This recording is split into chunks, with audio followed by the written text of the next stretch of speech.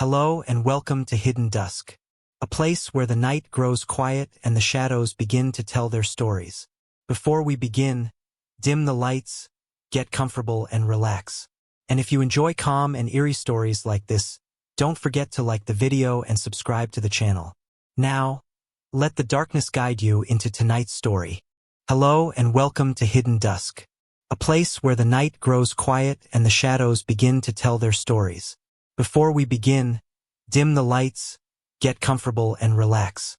And if you enjoy calm and eerie stories like this, don't forget to like the video and subscribe to the channel. Now, let the darkness guide you into tonight's story. I had first heard the name Gord's Hollow in an overheard conversation at the county harvest fair 3 years before the day I actually set foot in the village. I was standing beside the prize vegetable table, admiring tomatoes the size of dinner plates and onions fat as teapots, when 2 elderly farmers behind me began grumbling that it hardly mattered who won any longer because Gord's Hollow always swept the ribbons for squash and pumpkin. One man said, "They haul in those orange monsters big as ox carts, and nobody else can come near." The other replied that the pumpkins were not only huge but colored darker and redder than anything born of common soil. My curiosity was planted that afternoon like a seed. I farm part-time, I write pamphlets on experimental agriculture the rest of the year, and I felt a professional itch. What were these people doing that the rest of us were not? I spent nights paging through journals and almanacs, yet I could not find one scientific article, one legitimate explanation, or even a reliable photograph that captured their methods. The mystery galled me. When curiosity galls a person like me, it only ends when the itch is scratched. And the only way to scratch this particular itch was to go see, touch, and question for myself. The opportunity finally arrived one October, a quiet month in my calendar, when the university sent me north on a minor consulting errand. I finished the job in 3 days, pocketed my travel stipend, and decided that if I pressed east instead of south for a short detour, I could drop in on the seaside county where Gord's Hollow perched. I packed a small valise, paid the stable boy a few coins to hitch my mare to a trap, and drove through hills that smelled of wet leaves and wood smoke. During that journey, I rehearsed a dozen ways to introduce myself. I might claim to be a harmless botanist, true enough, or an agricultural journalist, also true in a small press sense, or simply a traveler who loved gardens. I practiced disarming smiles in the trap's little looking glass. I told myself that if I behaved politely and asked fair questions, the residents would surely share at least the outline of their practices. Farmers, in my experience, like to talk shop once you prove you understand the work. The first sight of the sea came sudden and dramatic. One moment my horse clopped through beech forest. The next the trees broke apart and a shelf of cliff opened beneath white sky. Down below, waves dashed iron-gray water against black rock. A raw salt smell slapped my nose. Gord's Hollow appeared to cling to that cliff like a crab shell. Its weather-worn houses rose in a scratched jumble, shingles and siding the color of fog. Lanes twisted among them without logic, more goat paths than roads. I recognized none of the usual signs of prosperity. No iron fences, no painted shutters, no children darting with tops. But the place gave off an odd vigor all the same. A bell tolled somewhere inland. Noon. I guided the trap toward the only obvious public building, a 2-story inn with a shingle that read Jack Wayland, Victualler. Rain clouds smeared the horizon, and I preferred to secure a bed before weather closed in. As soon as I stepped down, I noticed how silent everything felt. Even the surf seemed to hush at this height, leaving only a low hush like breath between walls. Doors stood slightly ajar. A curtain twitched. Thin faces peeked and withdrew. Outsiders, it was clear, did not arrive often. Jack Wayland himself greeted me at the threshold. He was tall yet narrow, as if an ordinary man had been stretched like taffy. His clothes hung loose on his frame, and his smile showed teeth colorless as peeled almonds. Still, he bowed with courtesy and shook my hand. I felt almost no flesh under his skin, only bone and a faint vibration. I introduced myself as Dr. William Hartley, itinerant botanist with the London Horticultural Society, which was exactly half true. Jack raised eyebrows at the title yet did not challenge me. I secured a room and paid 2 nights' rent in advance. He escorted me upstairs, pointing to water closets, parlors, and eventually a modest chamber whose single window faced the rear of the village. From that window, I could see the famed garden, a fenced rectangle perched right on the brink of the cliff, its soil a dark liver color compared with the ash-gray ground around it. Inside the fence sprawled vines thick as rope, leaves broad as carriage umbrellas, and fruits so large they looked unreal. Even through thin October mist, the pumpkins glowed reddish-orange, and their shapes were so round, so plump, that they almost seemed soft, as if you could poke a finger into their rinds. I thanked Jack and unpacked. The inn smelled of salt-damp timber and a faint metallic tang, almost like blood, though I told myself salt air can play strange tricks. Downstairs in the dining room, I ate a late luncheon of bread, bacon, and cabbage.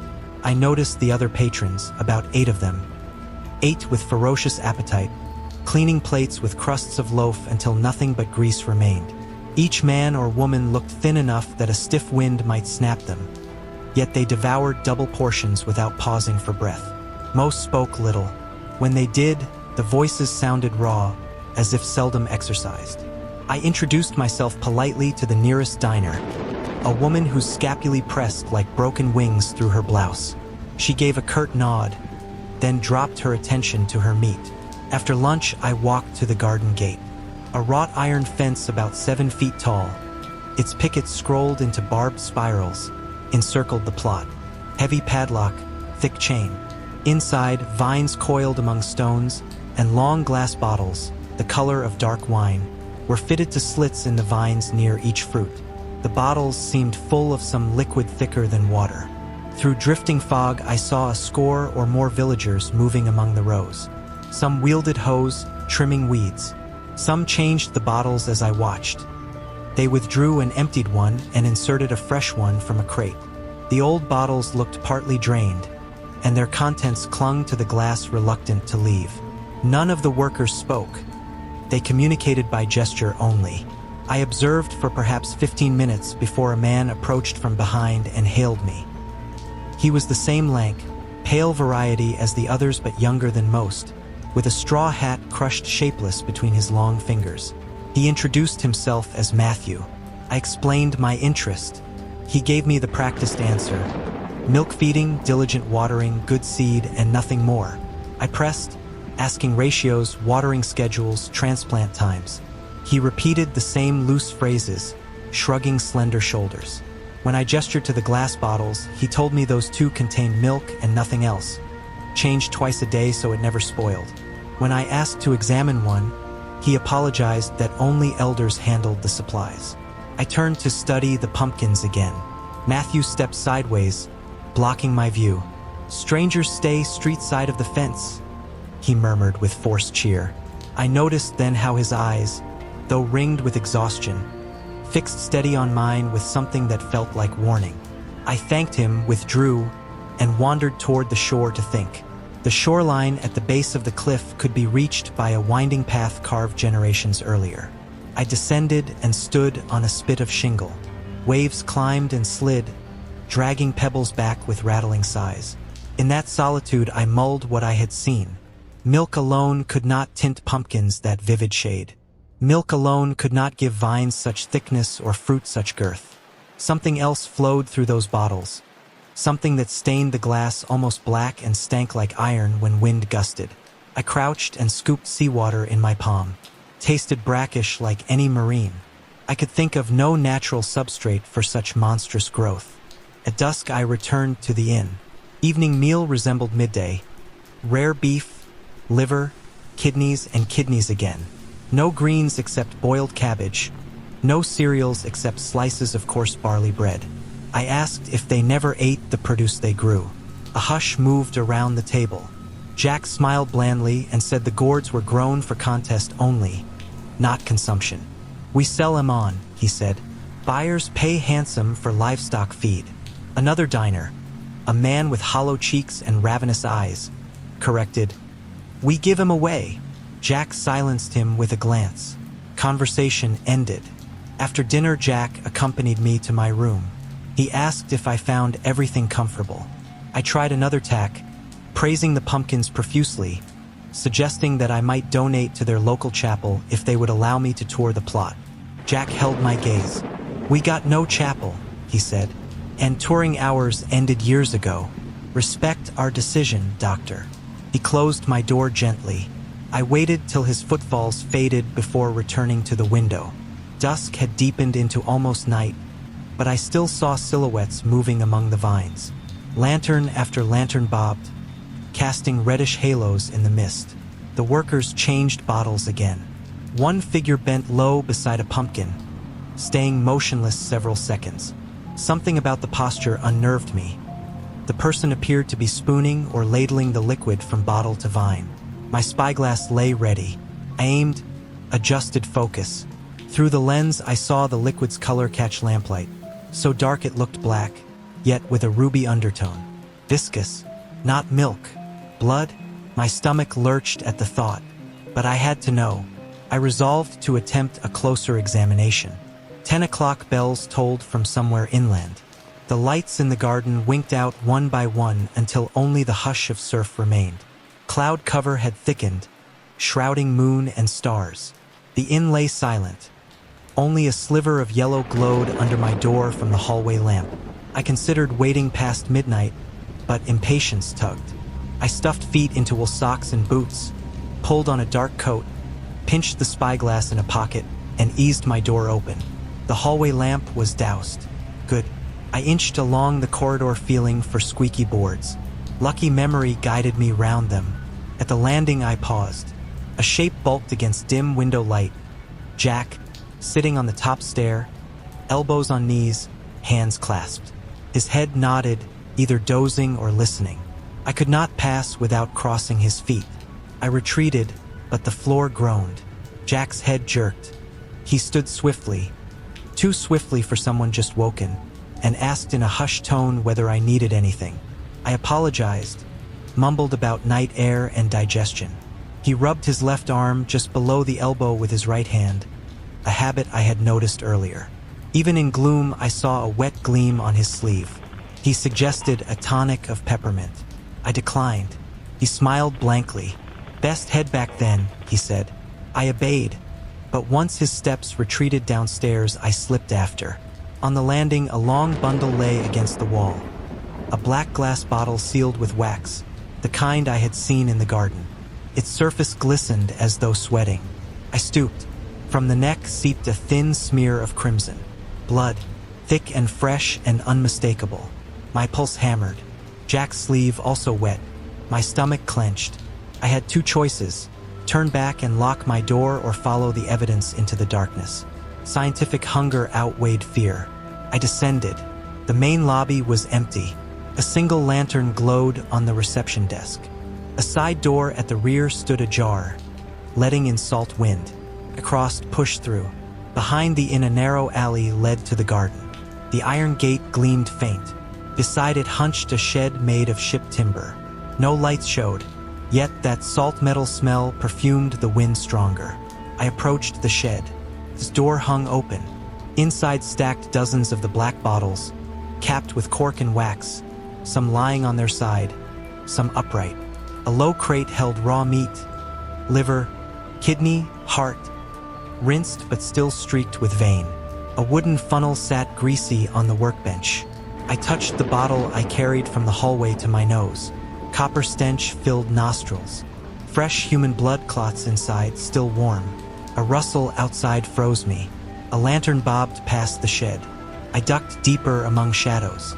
The bearer stopped near the gate. Jack, speaking with the hollow-cheeked diner. Their words carried through wind. "Another 2 crates tonight," the diner said. "We'll finish before dawn." "Elders say festival buyers arriving tomorrow," Jack answered. The newcomer? Curious but manageable. I stayed breathless till their steps faded toward the garden. Then I inched to the gate. They unlocked the chain, entered, relocked. I watched as they bent beside a pumpkin, removed a drained bottle, and replaced with full. The drained one they passed to a silent woman, who capped and carried it away. Assembly line precision. Starlight glinted on wet patches on their aprons. The woman's apron looked soaked at the belly. I should have fled then, but I glimpsed something worse. In the far corner, two villagers knelt near a figure lying flat. Lantern cast enough that I saw naked limbs, human, adult, sunken but alive. The figure's forearm was lashed to a wooden post at vine level. One gardener held wrist. The other drew a blade and opened the man's vein. Dark blood sluiced into a funnel that led directly into a new bottle. The man moaned weakly. They bound cloth above elbow to stanch flow before he fainted. Beside them lay another figure, either sleeping or dead. I swallowed bile. This was their fertilizer. Blood. Human blood. Bled slow to keep donors alive. Milk story a lie. Footsteps returned. I backed into vines, crouched behind a zucchini thicker than my torso. Jack passed within yards, carrying empty bottles inside a crate. He hummed tunelessly. I waited, heart banging. When clear, I crawled through foliage toward the gate. A shadow loomed. The woman with soaked apron, trundling a wheelbarrow loaded with empties. I darted sideways, snagged coat on tendril, tore free, stumbled against a pumpkin. It rocked with hollow thunk. The woman paused, lantern swinging to search. I froze, face inches from orange rind. After 10 seconds, she moved on. I retreated until iron pickets loomed. The chain hung on inside. I tried silent climb, but boots slipped. I risked a tug. Chain rattled. Voices alerted. No time. I sprinted along inside perimeter searching for weakness. The fence abutted the cliff at far side. Beyond pickets, the ground dropped sheer. The rightmost post leaned outward where soil had slumped. I clambered over, slid on wet grass, and skidded down a 12-foot embankment before catching a root. Lantern beams slashed above. Shouts rose. Below the embankment, a goat path wound downward. I stumbled along it till hidden by blackberry bushes. There I crouched, labored to calm breath, then forced my way to beach path and onto shingle. Lanterns waved desperately atop cliff but did not descend. I paced shoreline until dawn chilled. At sunrise, I trudged inland to the nearest postal station, a hamlet 10 miles north, borrowed telegraph, and wired county magistrate. Urgent stop dispatch law enforcement stop possible murderous cult in Gord's Hollow. Then I collapsed in livery stable hay. The next 48 hours blurred. Constables arriving, hesitant because jurisdiction vague. My report given. Magistrate suspicious until I delivered the black bottle still smeared with blood. They sent doctor's analysis to City Lab. Positive for human origin. That spurred action. A detachment of 12 armed men rode to the village with me and 2 doctors. We reached the cliff road under rain. The village looked unchanged, mist curling. The inn door stood open. Inside, floor scraped bare of rugs, tables gone. Upstairs, rooms empty, beds stripped. Every resident vanished. At garden fence, we found pumpkins severed from vines, hauled away by wagon. We found dozens of emptied bottles, some dried crimson, some still wet. In the shed remained meat crates and blood-stained funnels. On a plank, someone had chalked words. The harvest is due. Search parties scoured shore, woods, valleys. No bodies, no villagers. Only at cliff edge, near garden corner, did constables discover a pair of iron manacles hammered into rock, frayed rope attached. The county declared investigation ongoing. Newsmen wrote lurid pieces about vampire cults. My name briefly circulated as hero, then interest waned. Life resumed, yet no part of me forgot the pumpkins, their pulsing color, or the weak moan of the donor on cold soil. Every autumn I feel compelled to visit harvest fairs across 3 counties. I eye each pumpkin for unnatural redness. Most are ordinary. One year in a far market town, I saw a particular specimen. Large, ruddy, nearly crimson around the ribs. The farmer boasted of miracle feed. He said a stranger sold him seeds cheap, along with special serum to mix in the milk. I bought one of the empty vials. Black glass. I smash every such vial I find. I publish articles warning against occult fertilizers. People laugh but take heed. In private eye store, the original gourd's hollow bottle behind locked cabinet and study its residue under microscope. The cells remain strangely intact, membrane thicker, nuclei dim. Sometimes I fear the bottle still lives. The villagers were never found. Some say they boarded a chartered vessel and sailed into unmarked fog. Some whisper they marched inland carrying pumpkins like reliquaries to establish new gardens. I believe they follow festivals, masquerading as migrant workers. Where enormous pumpkins appear, missing person notices rise. Yet I keep looking because curiosity, once planted, cannot be uprooted. I survive by daylight habits, lectures, textbooks, ordinary greenhouses, but night brings surf in my dreams. I hear vine tendrils slithering and the quiet, relentless suck as they drink from wrists offered willingly. If you attend a harvest fair and marvel at a pumpkin whose skin glows deeper than fire, resist the urge to know its secret. Behind every fence there may be a garden, and behind every garden, a hunger. When I was 8, bedtime never came easily. Long after my brother slipped into loud, drooling sleep, I would lie awake beside our bedroom window as though the pane were a private theater curtain, raised only for me. I liked the dark, not because I was brave, but because nighttime hid the clutter of daytime worries. Street lamps painted soft amber puddles on the sidewalk, and the moon shone cool silver over every familiar shape until it looked gentler, almost enchanted. I felt as if I owned a quiet world the grown-ups were too busy to notice. Our double flat sat on a block of old brick houses in a city that leaked light even after midnight. Yet from my mattress, pushed right against the sill, I could usually see a stretch of honest darkness above the roofs. Ink blue sky, faint freckle of stars, moon gliding like a slow coin. Most nights I would raise the shade halfway, hug my knees, and lean my forehead on the glass. The pain cooled my skin, and the hum of distant traffic blended with the creak of floorboards into a lullaby nobody wrote but me. When storms rolled through, the show grew better. Heavy raindrops rattled the glass like thrown pebbles. Lightning stitched white threads across low clouds. Thunder cracked wide enough to shake picture frames. The fear thrilled me. The beauty calmed me. I would tap my toes against the cold pane, time my breath to the thunderclaps, and sing little made-up songs so softly the words never disturbed anyone on the other side of the wall. Eventually my mother would call from her room down the narrow hall. "Girl, hush that mouth and go to sleep." Her voice sounded half stern, half asleep. I always obeyed, at least for a few minutes. Silence fell. My brother kept snoring. Somewhere a faucet dripped. The radiator sighed. Sometimes, during those hushes, I slid into wondering. Who else might be awake right now?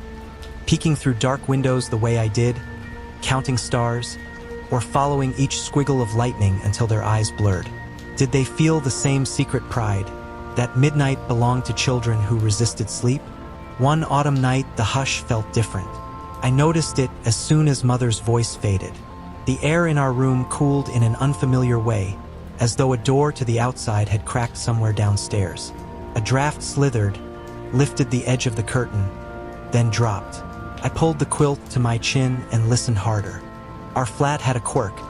2 boards in the dining room floor always moaned like old hinges when weight crossed them. It did not matter if you stepped softly or tiptoed, it still complained. That night, the complaint rasped, sudden and sharp. My heart snagged mid-beat. Something was moving where no one should be. Mother's door was still closed. Father worked nights. Only my brother and I should have been home.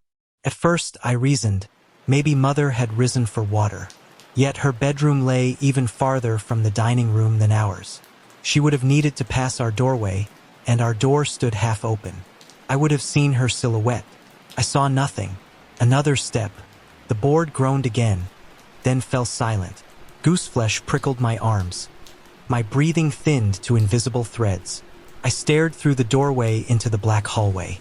The bathroom, across the hall, sat with its own door ajar, a habit my brother kept for reasons known only to him. A triangle of dull light from the street lamp seeped through a small bathroom window, just bright enough to sketch the sink's rim and the edge of the tub. Beyond that triangle, everything stayed pitch black. I sensed rather than saw a shadow detach from deeper shadow. Short, wide, and covered in hair so dense it seemed to drink the light. No face, no glint of eyes, just a squat lump that waddled forward on nearly invisible legs. It reached our threshold, folded itself down as if tucking knees under a furred belly, and settled. Not asleep exactly, alert, like a cat patient before a mouse hole. A whimper clawed its way up my throat but never left my lips. Instinct screamed, "Move!" I vaulted over my sleeping brother, hit the floor running, and bolted straight past the creature. I felt cool air eddy, smelled something like damp wool. The hallway flashed by. Mother's door. I flung it wide, dove beneath her covers, and curled against her back. Mother grunted, half waking. "What now?" She never opened her eyes. "Something," I whispered. "Something's sitting in our doorway." "Bad dream," she mumbled, pulling the quilt higher. Within breaths, she drifted under again. I wriggled just enough to peek over her shoulder. From her bed, I could see straight down the hallway to my own room. Nothing moved, but the open door hid whatever crouched on the floor inside. Still, adrenaline later turned to exhaustion, and the warmth of my mother's body, steady, unfrightened, lulled me. Dreams claimed me at last. Morning sunshine dissolved most of the terror. Over cereal, I told Mother what I had witnessed. She stroked my hair but shook her head. "Child, you fell asleep watching that crazy television again. Goblins in your dreams." My brother snickered between spoonfuls and said maybe cousin ITT came to borrow my brush. I scowled but dropped the subject. Yet I knew what I had seen. Imagination had edges. This memory contained weight and sound and the cold prickle of a thing not invented. That night, I went to bed resigned to hear creaks again. The sky was crisp and clear. Moonlight spilled so bright it cast window bars on the floor like prison stripes. I turned my back to the door, draped the quilt over my head, and built a private cave of cotton darkness. Still, I peeked, a gap just large enough to glimpse the stars. If that creature returned, maybe the blanket would hide me. Child logic is rarely systematic, but it can be convincing. Nights piled into weeks. No second visitation came, but the dark ceased to feel friendly. Each soft knock of wind against siding, each radiator pop, twitched my nerves. I quit singing at windows. I watched the sky only in quick stolen glances. Sometimes I pressed my ear to the pane to hear rain the way I had loved, but fear diluted the music. Months later, we moved to our own small house a mile away. I got a bedroom to myself. That first evening, I arranged furniture carefully. Bed jammed against the far wall, headboard beneath the only window, door firmly shut. I told Mother I liked the privacy. Truth, I needed barriers. Even then, I fell asleep wrapped in covers to my chin, back turned toward the knob. If I could not see the entrance, maybe nothing could see me. Years blurred. I finished elementary school, then high school. Nights grew shorter, filled with homework or phones or later college papers. Yet whenever thunder rolled, I reverted for a moment to that child at the window, marveling at beauty and danger stitched together. College dorms seldom grant private rooms. My sophomore year, I shared a suite with 3 other women. One September night, first storm of the season, I studied late while my roommates slept. Wind shook the casement. Lightning sprayed white across textbooks. Rain hammered steady. Nostalgia washed over me, edged with anxiety. I brewed instant coffee and sat on the sill, bare toes against glass, letting memories dance. The hallway beyond my partially open door lay dark except for an exit sign's ruby glow.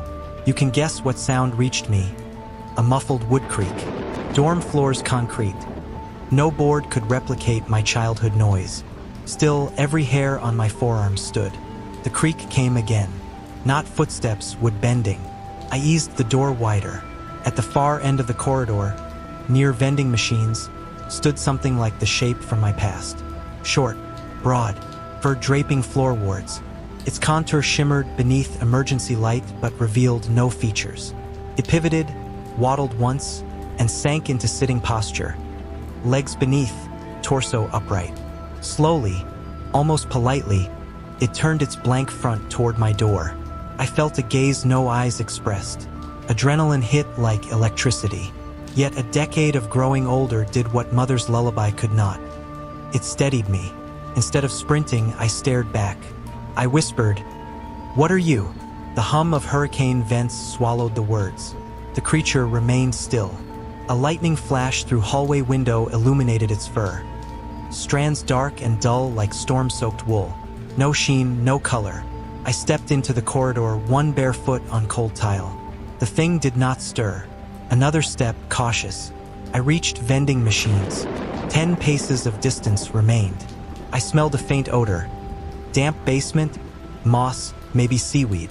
Thunder boomed, lights flickered. In that half-second surge, the creature vanished. Not slid away, was simply no longer present. I released breath I had not known holding. The corridor lay empty, floor unmarred.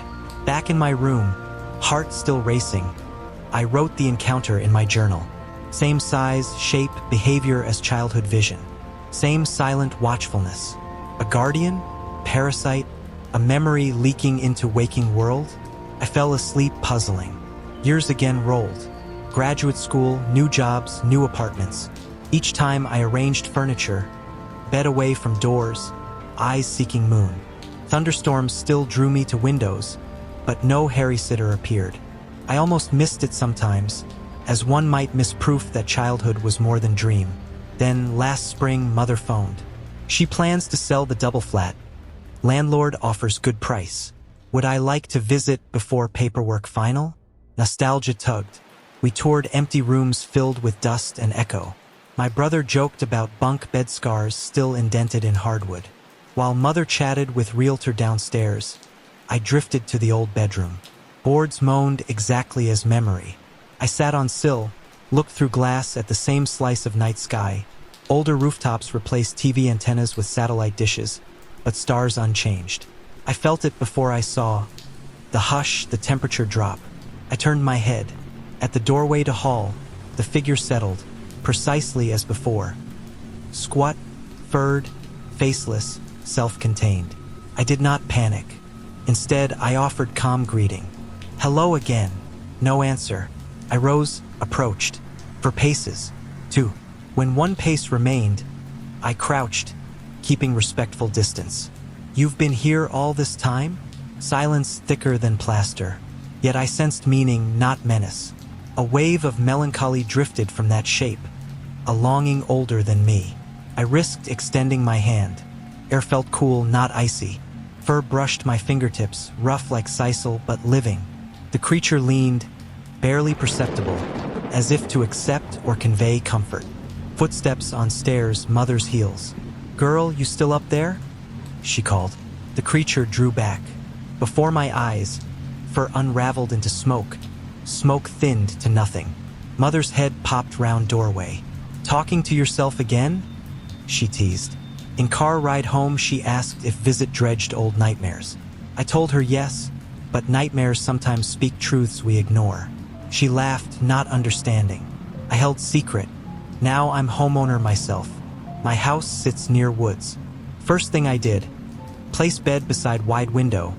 Second, install weatherproof seat by sliding glass door so my daughter, 6 years old, restless, curious, can watch lightning safely. Sometimes she hums songs at night just loud enough that I must say, like a right, baby, hush and go to sleep. The hush falls, and I wait, uncertain whether some squat shadow will ever drift inside these walls. Part of me hopes it will, not for fear, but for recognition. If it comes, I will be ready not to run. I will sit patient until I understand what watch it keeps and why. I never meant for things to spin out of control the way they did. Making a mess of my own life was nothing new, but dragging other people into the chaos. Hurting them, disappointing them, watching their worlds crack while I stood helpless, felt different. Worse, it all started quietly, like most disasters do, with a job I took just to keep the lights on and the refrigerator humming. From a distance, the work looked harmless. Answer phones for a major car maker, record what callers said, promise absolutely nothing beyond polite apologies. But that simple routine opened the door to everything that followed. The tangled friendships, the late-night secrets, and the love that never had any business existing. Back then, I lived with my girlfriend, Julia, and her older brother, Leon. They gave me space in their rented townhouse because I had nowhere better to land after I lost a string of part-time gigs. They were both a few years ahead of me, confident in ways that made me feel younger than my age. Julia already had a solid position at an electric vehicle startup, and Leon was juggling college courses with shifts at a solar panel warehouse. When I first moved in, I contributed nothing but promises. I'd find something soon, I'd cover the utility bill next month, I'd pay Leon back for the groceries he bought on his student loan. Weeks passed. Interviews led nowhere. My savings vanished. Julia reminded me. Once in kindness, twice in frustration, finally in a shout, that she was paying rent while I slept late and dreamed about opening my own tea shop. The night she yelled it, I felt the word failure stamp itself on my forehead. I still swear that brand is visible every time I look in a mirror. Eventually, I took whatever work I could. By day, I sat in a cubicle at the contact center, reciting scripted phrases for callers who wondered why their SUVs rattled on cold mornings or why their dashboards flashed cryptic warnings. I created case numbers, typed notes, and told them someone might reach out soon.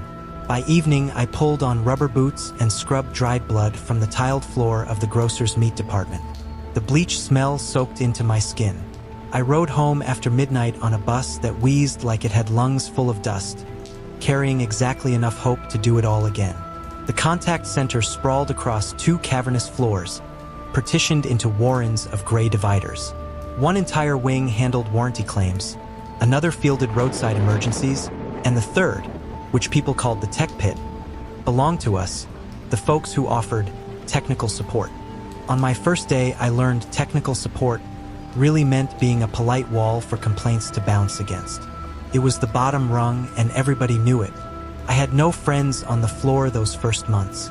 I told myself it was because I stayed quiet, but the deeper truth was simpler. People often avoid what they deem unapproachable, and that's how I looked. Plain, tired, eyes shadowed by nights at the grocery store. Unapproachable is a polite synonym for ugly, or so I believed. So I kept my head down. I smiled when spoken to. I ate lunch alone, eavesdropping on clusters of coworkers swapping memes and planning happy hour meetups to which I was never invited. One exception changed everything. Kevin. Handsome Kevin, with hair that never misbehaved and a grin that belonged on magazine covers, worked 3 rows over in the same queue. He was maybe 32, still living with parents he loved dearly, spending weekends gaming in their finished basement. Despite his looks, or maybe because he had nothing left to prove, he showed genuine kindness to whoever crossed his path. The first time he called me over, it was to clarify a strange engine code. Afterward, he struck up a casual chat about video games. A day later, he forwarded an internal email about a free pizza lunch. Being seen beside him drew other eyes, and suddenly people greeted me in the hall. They didn't quite invite me out for drinks, but they started using my name, which felt miraculous. Kevin and I fell into a routine. Quick morning hellos, mid-shift coffee runs, jokes typed across chat when the queue slowed. Through him I met Mia, a warranty rep with a bright laugh and gentle optimism. Mia adored Kevin openly, her affection radiating like sunlight. She once brought him homemade cookies decorated with tiny tire track patterns. Watching her beam whenever he thanked her made me both happy and wary, because good hearts deserve safe places. Weeks later, our trio grew to 4 when another new hire finished training. Her name was Scylla. She floated into the warranty wing on a Monday and, within hours, everyone knew her. She possessed a quiet warmth that pulled people close without effort. Dark hair framed her face in soft waves. Her eyes held a deliberate kindness. She wasn't loud, but every word she chose landed neatly, making the speaker feel heard. The first direct contact I had with her arrived through an instant message, a technical question about a malfunctioning radio. Her shift overlapped mine by a couple of hours, and what began as efficient back and forth transformed, almost before I noticed, into playful banter. By the time the queue closed, sunset poured orange light across the cubicles, and we hadn't stopped chatting. I found courage enough to stand, walk the maze, and appear at her desk beneath flickering fluorescent bulbs. Seeing her up close jarred me. My knees forgot their purpose for an instant. I managed a wave and offered half a Rice Krispies treat left over from lunch. She accepted with a shy smile, That brief exchange lodged itself in a corner of my mind and glowed. Our friendship accelerated like a car on fresh asphalt.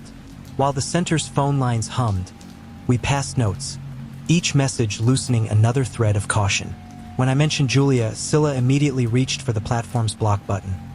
She told me later she didn't want emotional complications, but she couldn't find the right menu, and by the time she gave up, I had typed something silly enough to make her laugh. She confessed she was in a relationship, too. Her boyfriend, Chris, was 34, tall, opinionated, and the father of their toddler son. She described him with equal parts loyalty and weariness. They had met when he still wore another woman's engagement ring on a chain around his neck. Fidelity had never been his talent. Scylla admitted his cheating left her numb, but co-parenting and shared history tangled her feelings. Texting bloomed into evening chats once we both clocked out. I sat on the townhouse balcony, phone glowing, cigarette smoke curling into streetlight haze, typing jokes and confessions I'd never dared share aloud. She read them, laughed, echoed her own truths. She learned how disappointment had shaped me. I learned how loneliness pressed against her ribs even on crowded days. Day followed day. The messages stretched deeper into the night until sunrise threatened our alarms. Somewhere in the middle of all that conversation, admiration slid into tenderness, and tenderness tripped headfirst into love. One ordinary afternoon, Scylla brought me a plate from the call center's around-the-world potluck. Sesame chicken, lo mein, and steamed dumplings she'd rescued before the break room vultures emptied the tray. She set it on my desk, winked, and hurried away. Something in that small kindness broke open inside me. My heart startled awake like a bird shaking rain from its wings. That should have been the moment I pulled back, reminded myself about Julia, reminded her about Chris, drew firm lines. Instead, I let the feeling grow. I told myself I wasn't cheating so long as nothing physical happened. Then I told myself the emotional part didn't count either because I hadn't felt this alive in years. And who could blame me for wanting joy? Meanwhile, Julia sensed me drifting. She tightened her rules. No new friends unless she approved. Every hour she messaged sweet check-ins that clung like spiderwebs, innocent concern masking suspicion. I discovered she was no saint.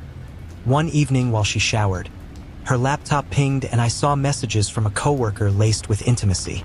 My chest hollowed. Betrayal met hypocrisy, and despair tasted like metal on my tongue. Rather than leave, I hid the knowledge beneath days piled thick with routine. I spent mornings at the gym with Julia and Leon, cooking breakfasts rich in protein, pretending domestic normalcy. After cardio I showered, dressed in my best collared shirt, spritzed cheap cologne, and drove to the contact center, where Scylla waited somewhere beyond the sea of cubicles. Julia worked there now, too. When Leon's classes overloaded him and Julia's startup downsized, she applied for a job at my workplace. Her resume guaranteed swift hiring. By luck or cosmic irony, they placed her in warranty on an earlier shift opposite Scylla's. That meant Julia and Scylla rarely crossed paths except in the distant bustle of clock-in lines. I exhaled relief, but Scylla hated the setup. Knowing my girlfriend hovered in the same building gnawed at her. She'd become cold sometimes, texting me only swift work-related questions before disappearing. Jealousy flared in her messages when Julia strolled to my cubicle with coffee in hand. I, meanwhile, pictured Chris meeting some woman in a bar, his loyalty fleeting as smoke, and rage stiffened the back of my neck. We told ourselves we could keep things controlled. We'd chat online, maybe brush hands by the vending machines, then retreat into our separate lives. By 5 p.m. weekends we barely spoke, each needing to pretend we were satisfied at home, but longing frayed patience. We tried several times to end the friendship, to go cold turkey. Each attempt lasted a day or two before one of us broke, sending a quick, "You okay?" That opened the floodgates. Then came the night I kissed her. I had walked her to her car in the far corner of the underground lot beneath flickering lamps. We'd argued earlier about boundaries. She said we needed to stop acting like children, only to dissolve the argument with jokes until we laughed again. She unlocked her door. I said goodbye, and before I could retreat I bent, brushed my lips against hers. Surprise widened her eyes. My head whipped back so fast I smacked it against her roof. She stifled a giggle and asked if I was okay. I nodded, dizzy for two reasons. That moment, brief and clumsy, etched itself into my skin. Afterward, the addiction worsened.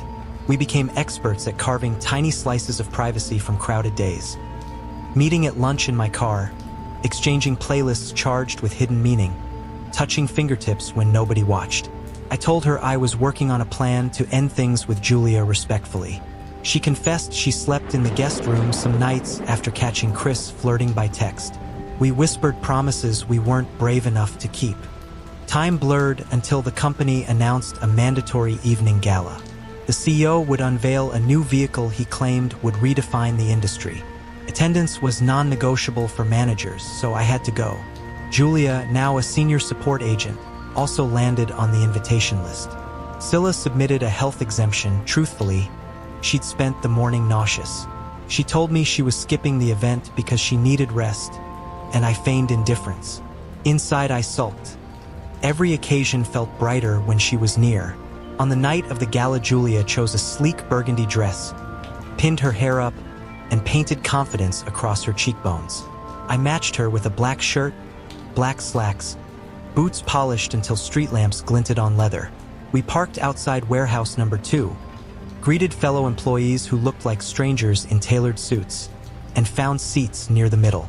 Spotlights swept across an improvised stage, illuminating an orchestra, rows of folding chairs, and under a velvet cover, the star car. The CEO took the podium, voice amplified across tinny speakers. He spoke of vision, innovation, destiny, all those electrified buzzwords. Wind stirred banners overhead. With a showman's flourish, he gestured at the car draped beside him. Assistants whisked the cover away, revealing a compact crossover so glossy it mirrored every spotlight. Silence hung, then polite applause rippled like distant rain. The CEO opened the driver's door, slid inside, and buckled his seatbelt. Horns swelled behind him. He flashed a thumbs up, pressed something on the console, and the car hummed alive, silent, noble. Cameras clicked, flashes strobed. Then a sickening pop sliced through music. White smoke spurted from the rear hatch. Metal groaned, and in a single terrible second the vehicle erupted. A bloom of fire ballooned, shoving a shockwave across the audience. Heat slapped my face. I stumbled forward. Julia grabbed my arm. Screams burst forth. Chaos spilled over folding chairs. Flames licked rafters, igniting decorations. Sparks drifted like evil confetti. The stage lights shattered. Darkness swallowed us except for orange glare from the blazing shell where the CEO writhed, trapped by jammed doors. Sirens wouldn't arrive for minutes we didn't have. People surged toward exits only to bottleneck between catering vans and delivery trucks. One lamp post toppled under the concussion, its sparking cable slithering across asphalt like a live serpent, touching fuel lines on parked transporters. Explosions roared in series. Panic throttled reason. Julia shouted over the din, "We need to get out!" I nodded. We clasped hands, weaving through bodies and debris, aiming for our distant car. Smoke made my eyes sting. Alarms howled. Halfway to the lot, we collided with traffic clogged by abandoned vehicles. Someone reversed into another bumper. Horns blared. I yanked Julia aside, heart hammering. That's when I saw her, Scylla, standing beside my car, breath fogging in cold air, face cut with fear. My brain froze, unable to reason how she'd arrived. I pushed toward her, Julia in tow, shouting, "Scylla, what's happening?" Scylla's voice trembled. "He's coming, he knows." Her eyes darted beyond us toward the rows of headlights. I gripped her shoulders, adrenaline buzzing. "Who knows? What do you mean?" "My boyfriend," she said, tears brimming. "Chris read everything, our texts. He lost his mind. He's on his way here to find you." Julia's gaze snapped from Scylla to me, confusion morphing into suspicion. Texts? What is she talking about?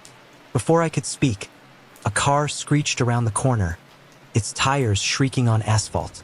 A silver sedan fishtailed, headlights high-beaming the three of us. The driver's door flew open. Chris emerged, tall, broad, fury carved into every line of his face. He stalked forward, knuckles white around something glinting beneath streetlight. He pointed a shaking finger. "Hey, fucker!" His voice cracked, rage and betrayal pouring from it. People fleeing the fires scattered around us like leaves. Julia stared at me, realization dawning. Scylla stepped protectively between Chris and me, pleading, "Please, let's talk." Chris didn't slow. Julia pulled me backward. I saw security guards sprinting in the distance, but they were too far. My thoughts fragmented. The CEO burning, trucks exploding, Julia's betrayal, my own, Scylla's tears, Chris's rage, the smell of smoke and rubber, the word failure echoing from years ago. I hadn't planned any of this. I had only wanted a little color in my gray life, and now everything had burst into violent reds and oranges. I opened my mouth, no words came. Sirens swelled closer. Flames billowed higher behind the warehouse. The future, unveiled with ceremony, now burned like a warning. I wish I could say what happened next solved everything. Some heroic intervention, some neat conclusion. But life rarely grants tidy endings, especially when built on secrets. All I know is that in that moment, amid the roar of burning metal and shattered promises, I finally understood the cost of wanting more than the truth could bear. Charlie Craig sat in the calm, white room of Maple View Retirement Home, looking out the window at a row of tired oak trees that leaned toward one another as if whispering secrets. A thin breeze rattled the dry leaves that still clung to the branches, making a sound like distant applause. Inside, the scent of disinfectant and lemon floor polish drifted through the hall, quiet but unmistakable. Charlie was used to that smell by now, just as he was used to the slow routine of the home. Breakfast at 7, a mid-morning activity at 10, lunch at noon, a short walk or a nap, and bingo in the lounge before dinner. He enjoyed the predictability. After a life spent chasing one worry after another, knowing what came next brought comfort. He had dozed in his chair after lunch, a folded magazine resting on his knees, when Nurse Rachel stepped in. She was young, maybe 30, always wearing pastel scrubs, always carrying a clipboard dotted with bright stickers. She tapped the door twice with her knuckles, a polite habit she never forgot, and smiled. "Come on, Mr. Charlie Craig," she said, her voice light and cheerful. "Dr. Scootman will pull your last tooth tomorrow. How are you feeling about it?" Charlie blinked, straightened in his seat, and rubbed his jaw with one hand. For a second, he thought he had misheard. Tomorrow? A tooth? That felt wrong. He had not needed an extraction since he was a child. The summer he chipped a molar on a peppermint stick. He swallowed, tasted his own doubt, and answered. "What? Tomorrow?" he asked. "What do you mean? Dr. Scootman hasn't pulled a tooth from me in years. I was a boy the last time that happened. And back then, I certainly didn't know anyone named Rachel." Rachel laughed softly and tucked a strand of brown hair behind her ear. She had just learned to expect Charlie's resistance to surprises, so she took no offense. "Oh, you forget about yesterday already, do you?" she teased. "Not at all," Charlie said, bristling. "Why, I remember everything I did yesterday.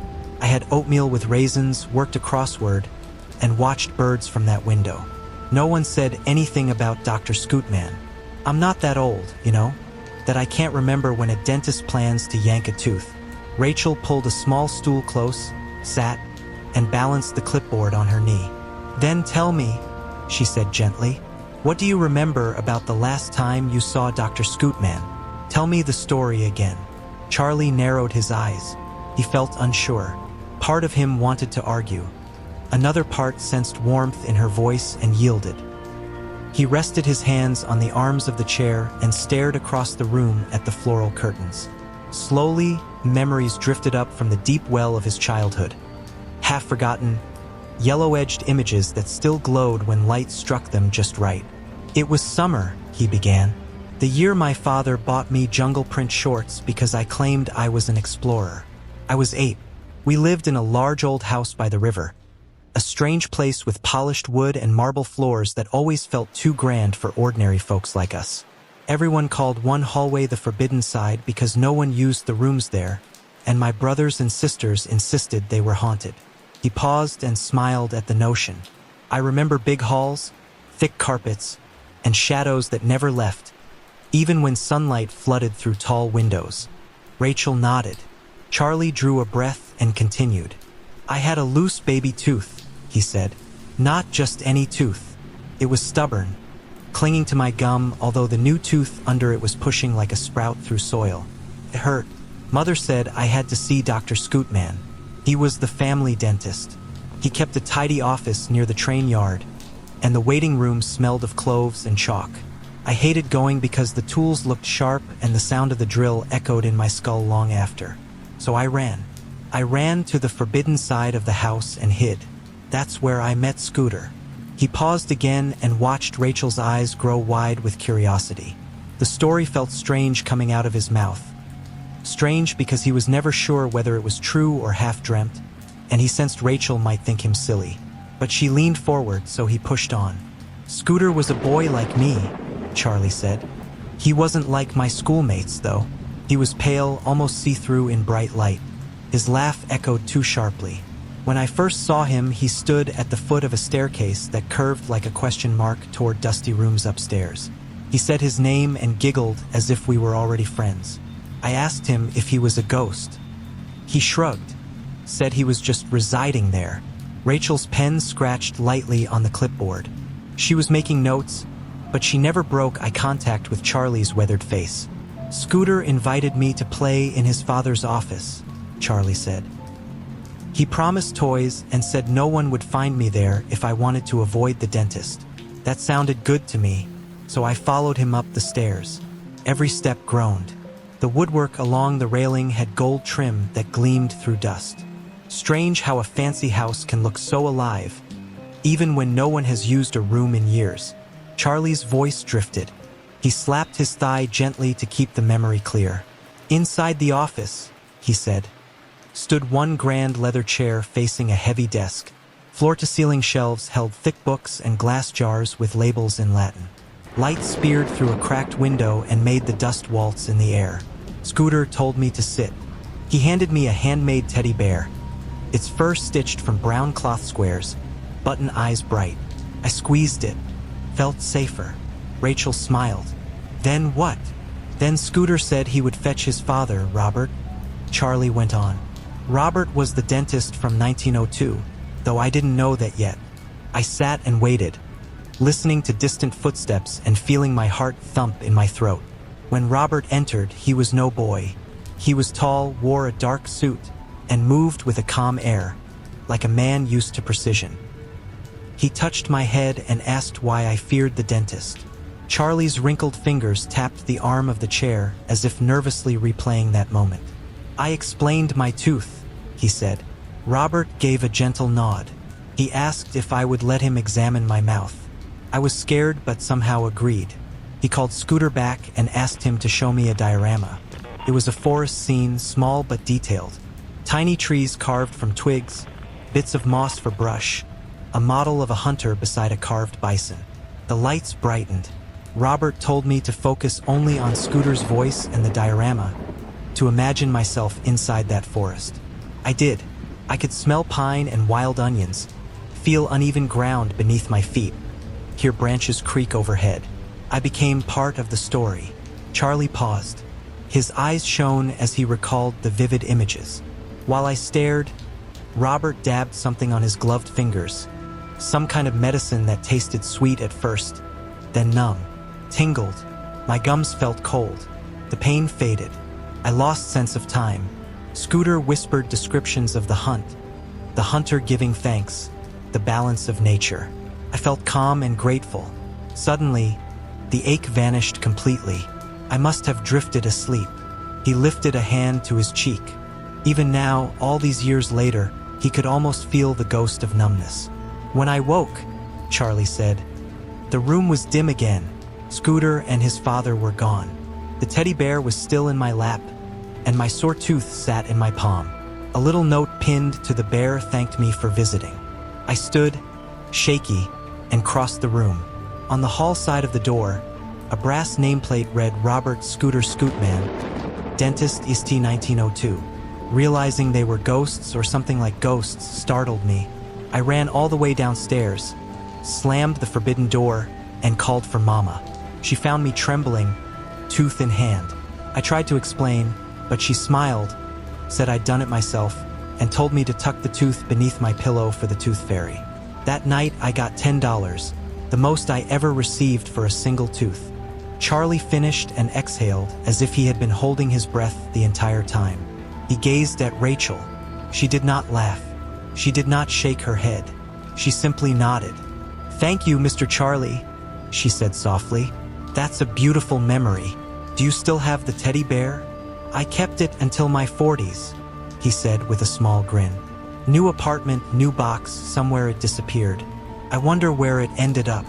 Rachel stood, smoothed her scrub top, and spoke in a calm, matter-of-fact tone. "Dr. Scootman will be here tomorrow," she said. "Not a ghost, mind you, his grandson. Same name. He's a gentle dentist, and he'll finish the job nature started. Then you'll be done with sore teeth forever." Charlie's shoulders relaxed a little. The new information eased him more than he expected. A descendant, not a phantom, that he could handle. Rachel placed the clipboard on his side table, patted his hand once, and started toward the door. But before she stepped out, Charlie called after her. "Rachel," he said. She turned. "If I fall asleep in the chair tomorrow and dream of forest dioramas and hunters giving thanks," he said, "don't wake me too quickly, will you?" She smiled. "I won't, Mr. Charlie. I'll let you take all the time you need." She left, closing the door with her trademark gentle double knock. Charlie leaned back. Drowsy afternoon light warmed his knees. Somewhere in a box in storage, he suspected there was still a faded photo of that old house by the river, the forbidden hallway, the curved staircase, and maybe, just maybe, a small hand-stitched bear. His eyelids lowered.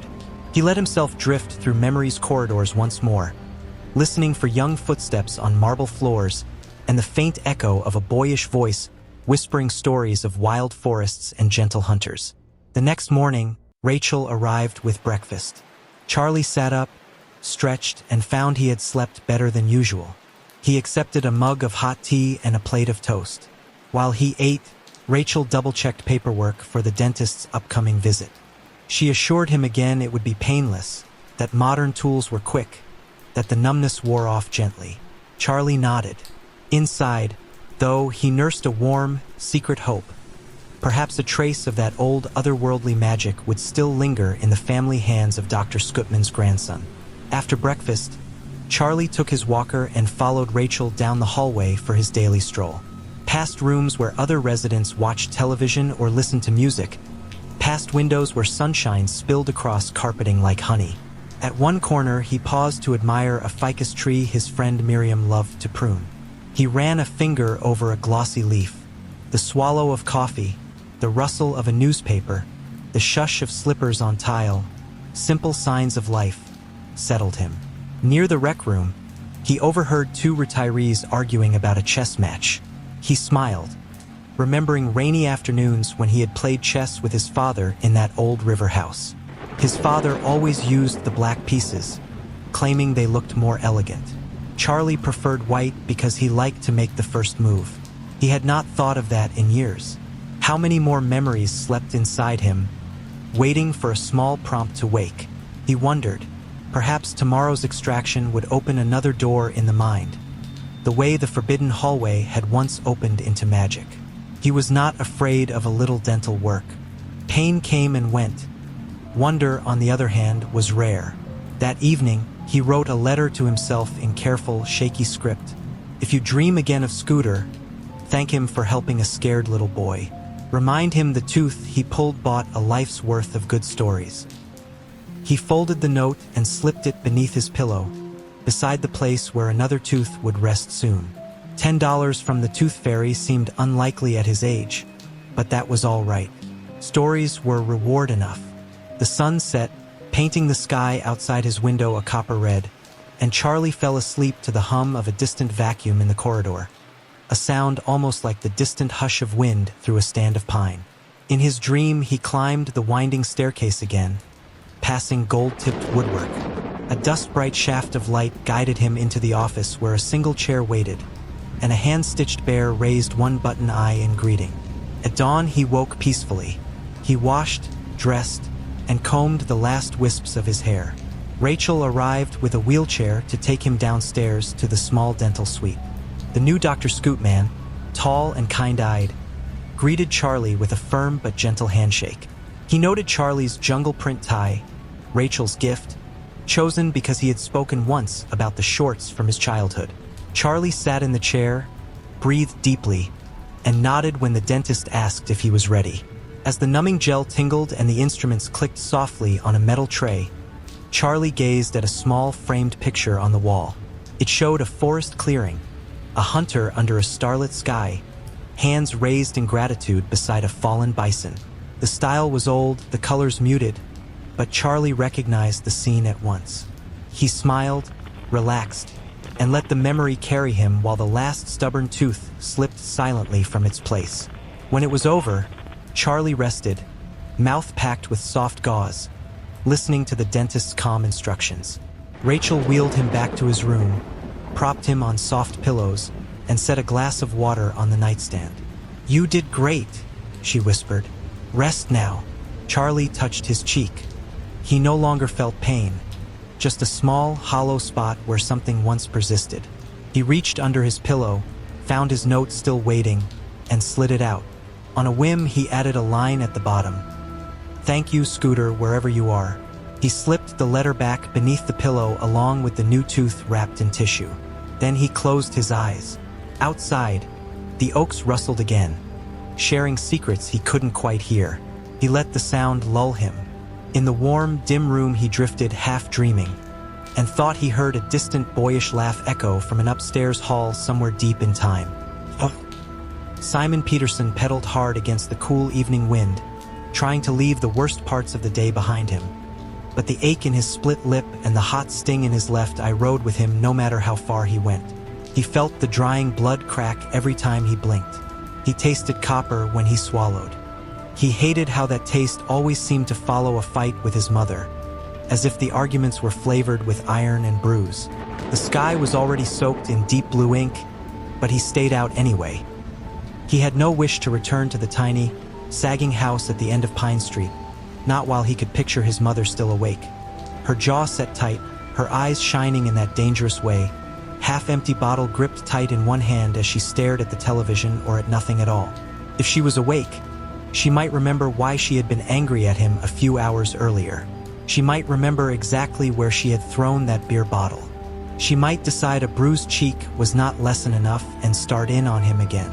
So Simon rode instead, not toward town, where streetlights and storefront windows glared too bright for him to hide his battered face, but toward the single place that offered peace in a world that almost never felt safe. He steered his rickety red bicycle down a narrow dirt track lined by maple trees. Each leaf overhead trembled like a paper hand waving farewell. At the end of that track sat the oldest cemetery in the county, Briar Grove, established 1870. Its crooked stones jutting out of rain-soft ground like old teeth that had never found their way to a dentist. Simon hopped off his bike a yard before the gates. He had learned how the hinges complained if he leaned the bike directly on them. Those rusty hinges could wail even softer than they did now, but in the still night air every creak felt loud. He propped the bike against the wooden fence, then sucked in a slow breath to steady his nerves. As long as he was here, under the quiet hush of ash and maple limbs, he felt a strange calm. He pushed through the gate, ignoring the metallic screech. The noise reminded him of an angry gargoyle disturbed from its perch, but here that sound felt almost like a friend greeting him. Gravel crunched beneath his sneakers. A thin fingernail of moon slid between clouds, bright enough that the biggest monuments cast long silver shadows. The air smelled faintly of old leaves and damp earth, and smoke. With smoke, Simon recognized it at once. The groundskeeper's cabin. Simon had never spoken to the caretaker, yet he knew the old man in the way a shy boy secretly learns the patterns of those he admires.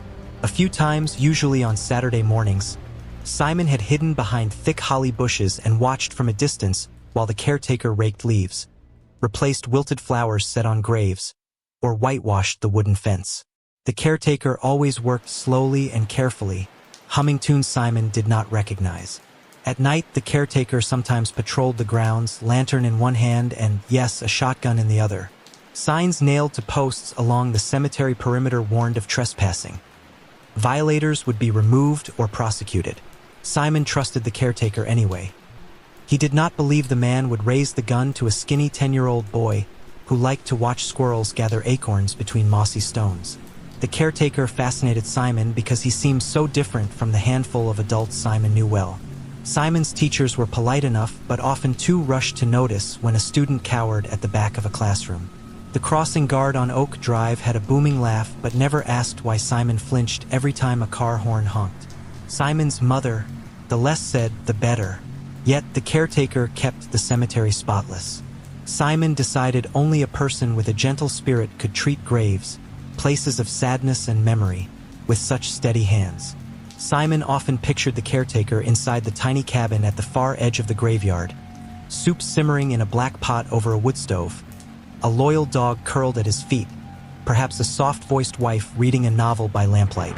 Simon built these scenes in his head the same way he built other daydreams, as carefully as ants building tunnels under an anthill, piece by piece, detail by detail, because if he could see them clearly enough, perhaps they might one day become true for him too. He reached the caretaker's fence in less time than usual. His head was buzzing with thoughts, memories of smashed bottles and screams, questions about his father's disappearance 8 years ago, scenes of the caretaker's imagined life. Simon paused in the darkness, his cheek throbbing. He sighed so heavily that a white puff rose in the cold air. He almost turned back. He told himself if he went home now, his mother might be asleep. But the instant he pictured her slumped in the recliner, a drool-wet cigarette burning low between her fingers, he heard again her words from earlier. "You're a coward like your father."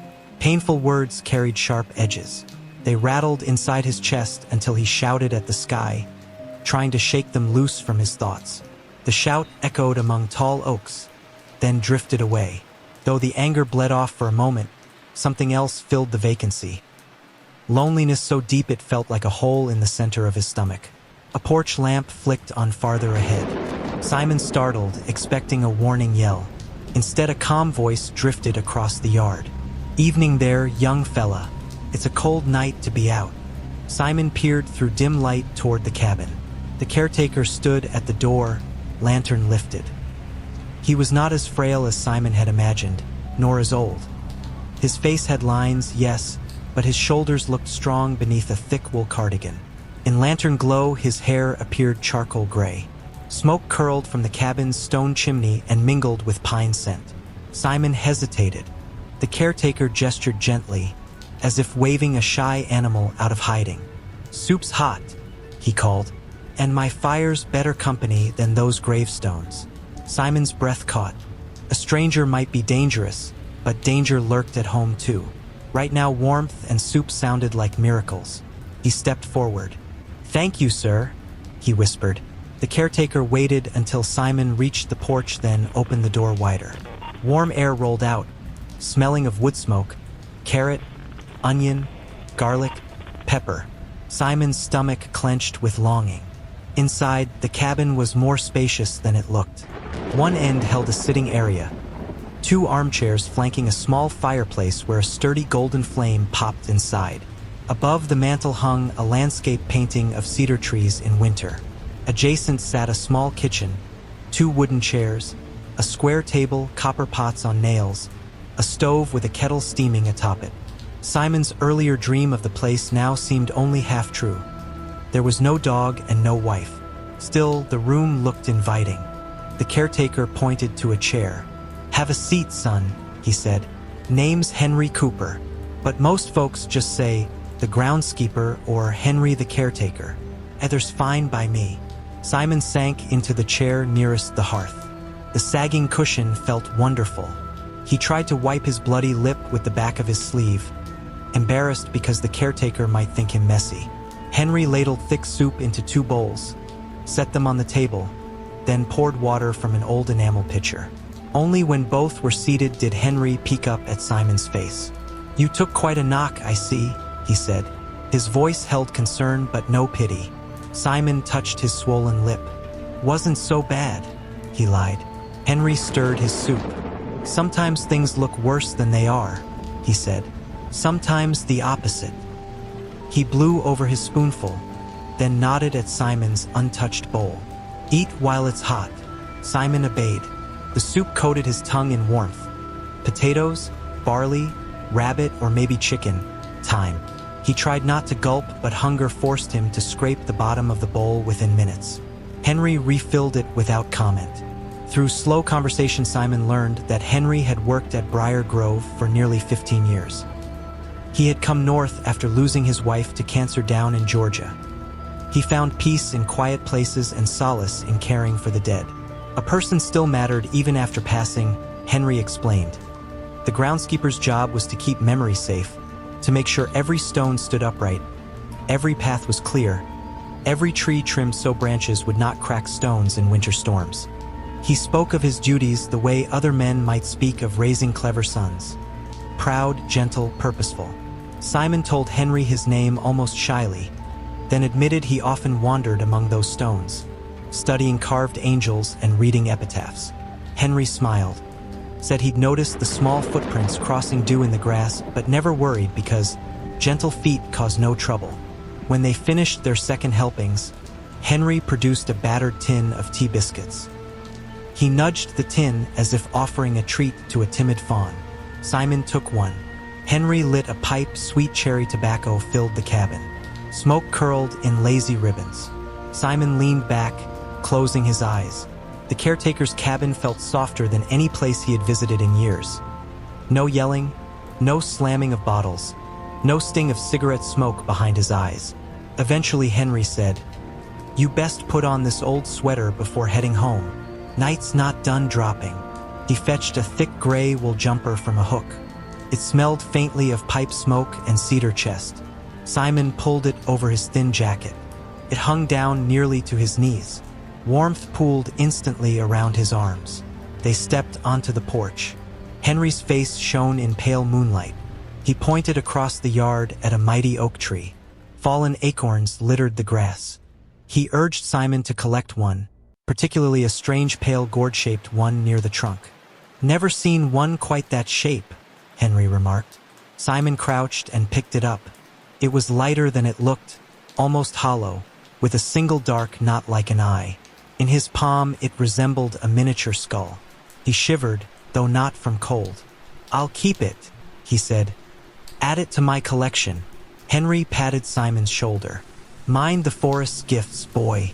Sometimes they're more than they seem, but they do nothing but help, if you treat them with respect." Simon thanked him. Henry trimmed the wick of the lantern, then turned back toward his cabin. Simon walked across the silent graveyard, sweater sleeves flapping past his hands, acorn skull tucked in his jacket pocket. At the fence he mounted his bicycle and pedaled home, sleepy, full, oddly content. His house was silent when he arrived. One window glowed faintly. Television static flickered on the curtains. He hid the bicycle under the porch, then slipped through his bedroom window and crawled into bed. The wool sweater felt too comforting to remove. He slept still wearing it.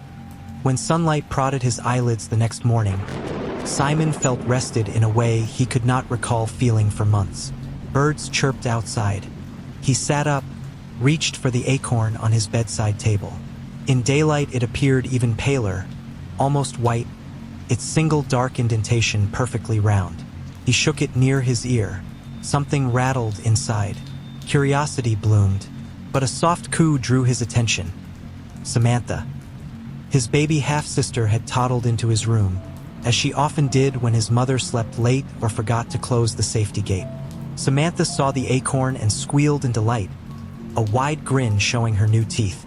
Reaching stubby arms, she snatched it. Before Simon could protest, she giggled and tottered away, thumping onto her diapered bottom in the hall. Simon's first instinct was to snatch it back. His mother would scold him for upsetting Samantha. Still, he hesitated. No harm if the baby played with a seed. Simon shrugged, pulled on clothes, and headed to the kitchen, planning to make toast before school. His mother was at the table, pajama robe cinched around her waist, cigarettes smoldering in an ashtray. Hangover lines etched her brow. Yet she rocked Samantha on her lap, cooing soft nonsense while trying to spoon jarred peas into the baby's mouth. Samantha kept flailing, trying to hold the acorn. Peas smeared everywhere. Simon halted in the doorway. Cigarette smoke thickened the air, mingling with sour vodka stench. His mother glared. "Get your lunch fixed," she snapped. "Bus will come any minute." Simon tiptoed to the counter, hands shaking as he searched for bread. He could feel heat in his bruised cheek. He prayed she would not notice the cut on his lip. It would only irritate her, another reminder that he existed. While he spread peanut butter, his mother's sharp voice cut through the kitchen. "You little wuss," she said, slurring slightly. "You get beat again? Looks like it." Simon flushed. "No," he whispered. "Football game." She snorted. "You couldn't catch a ball if it rolled into your lap." Then, as if flicking a switch, her tone softened for Samantha. "Eat your peas, baby doll. Mommy got pudding for dessert." Drinks made her mood swing like a pendulum on broken clockwork. Sweet, then sour. Simon sealed his lunch bag and retreated toward the door. His mother barked, "Come here." He froze, turned. Her eyes narrowed. "What is that thing?" She pointed to the acorn in Samantha's fist. "A gourd," Simon said. "Just a seed." Before his mother could sneer a reply, Samantha squealed again. This time a strange squeal that curdled into a choking hiss. The baby's eyes rolled upward, eyelids fluttering. Her mouth opened impossibly wide. A crackling sound, like dry twigs snapping, rose from her tiny throat.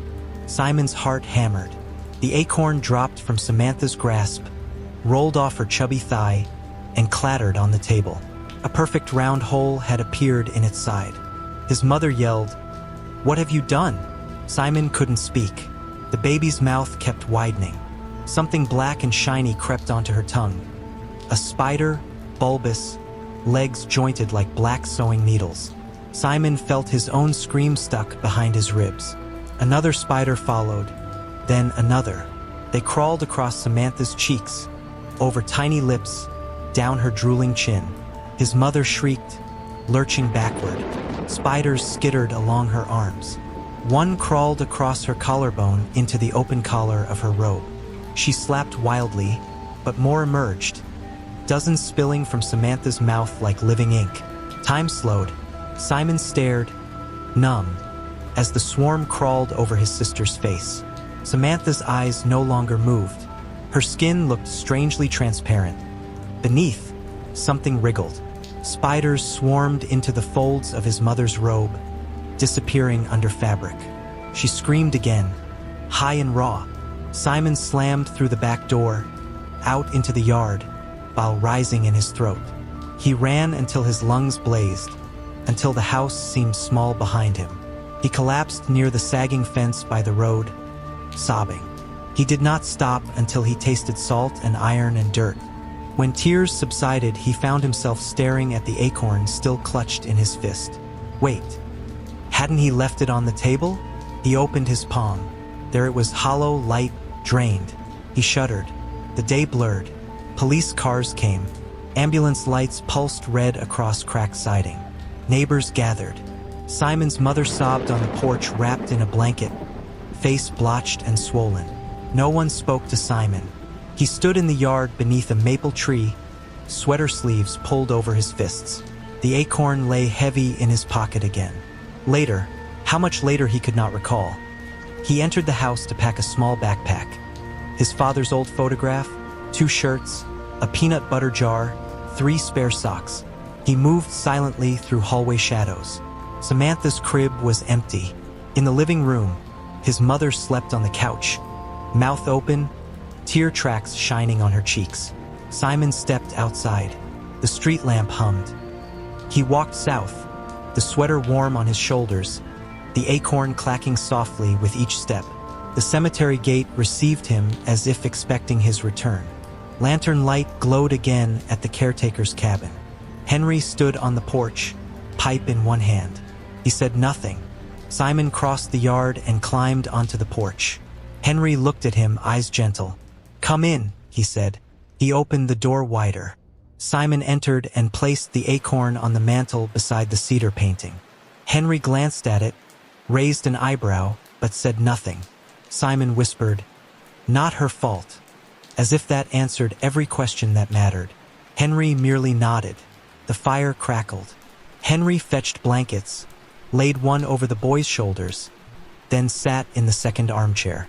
Simon curled into the warmth and closed his eyes. The caretaker hummed an old lullaby, low and steady. Outside, a night wind rattled oak branches. Inside, the spiders of Simon's memory scuttled behind his eyelids. But for the first time, he did not fear them. He felt they had done only what they were meant to do. They had helped in their own eerie way. As flames rose and fell, Simon's breath deepened. Tomorrow would be a new day. There would be graves to rake, roses to trim, quiet paths to walk.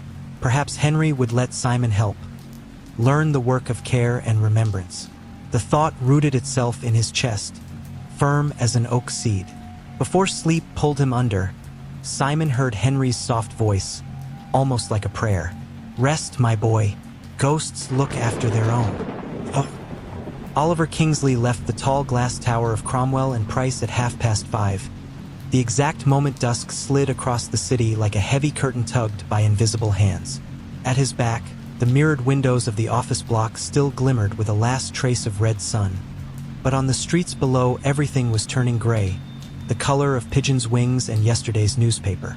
Normally, he would have been halfway home by now, pedaling down Maple Avenue, humming some half-remembered tune and dreaming of the single generous splash of bourbon that waited for him in the cupboard above the sink. He liked that ritual. One heavy-bottomed glass, one oversized cube of ice, one slow pour. Sip, let the ice crack, sip again. It was the best part of an ordinary weekday.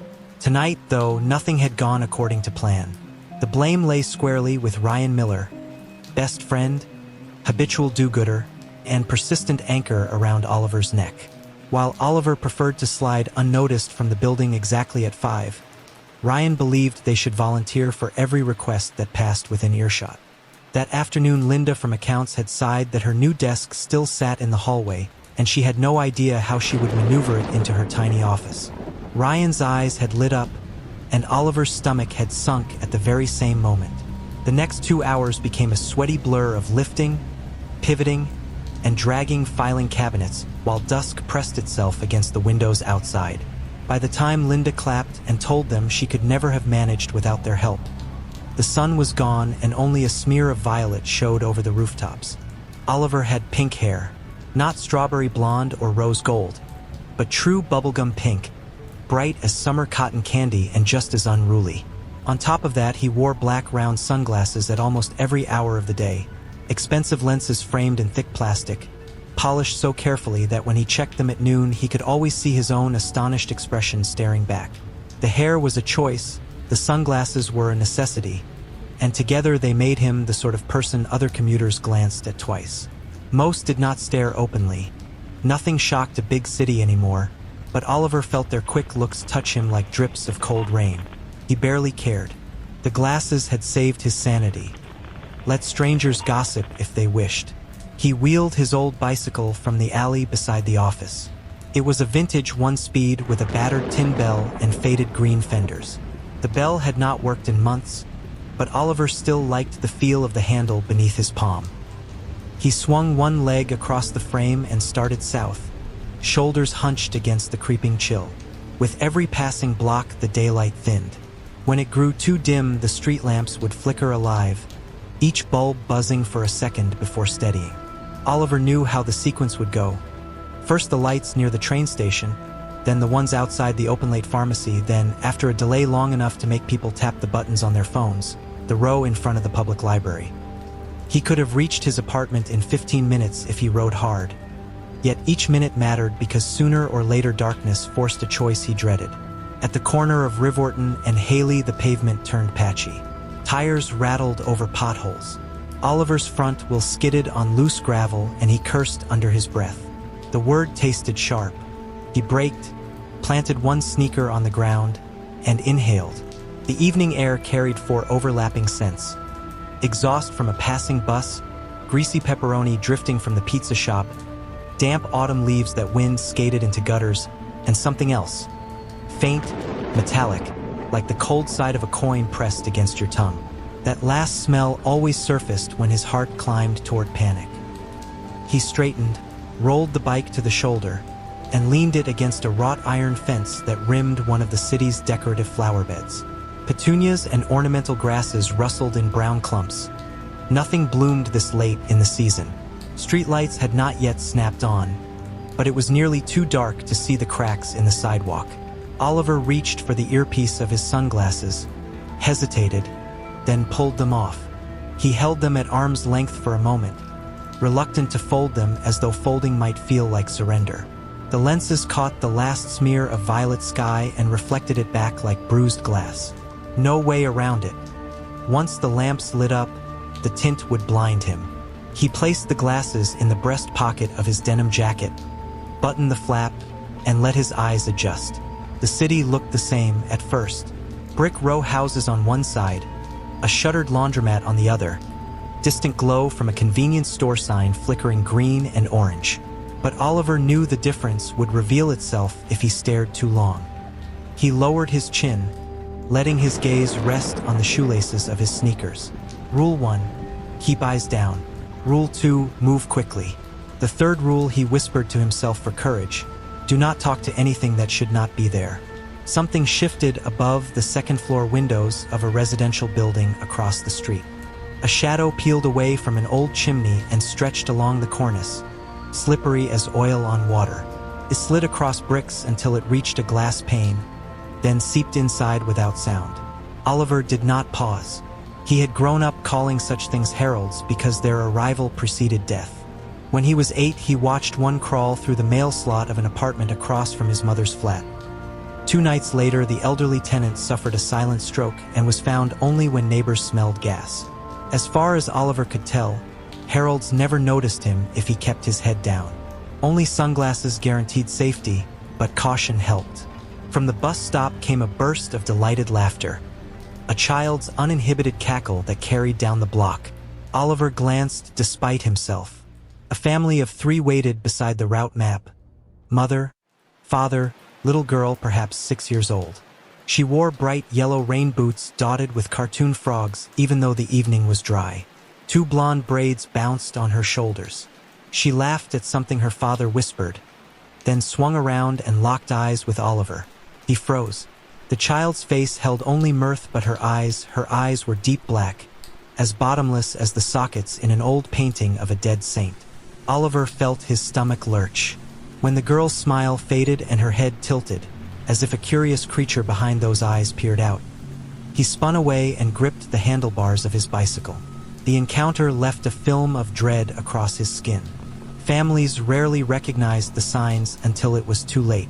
Soft suspicion would grow into certainty, certainty into terror, terror into desperate action. People loved to say they would do anything to protect a child. They rarely imagined anything could turn against the child itself. Oliver had seen the pattern often. Only once had he tried to intervene. Mrs. Ferguson from 6B had always been kind, offered him cookies when he hauled groceries for her, praised his pink hair as cheerful. One Thursday, he noticed a herald settle on her sill just as rain began. He knocked, shouted, begged her not to open the window no matter what shape approached. She screamed for help, told the emergency dispatcher that a deranged punk was threatening her. 2 officers pinned Oliver to the ground while a paramedic dabbed iodine on the scrapes. That night, the herald returned. Mrs. Ferguson disappeared 3 days later without a trace. A set of headlights swept around the corner, pinning Oliver's silhouette against the fence. He realized he had been standing still too long. He swung onto the bike, pedaled hard, and concentrated on the asphalt rushing beneath his wheels. House numbers blurred. From windows he sensed faint movement, heralds hovering inside, watching him. The knowledge pushed him faster. His lungs burned.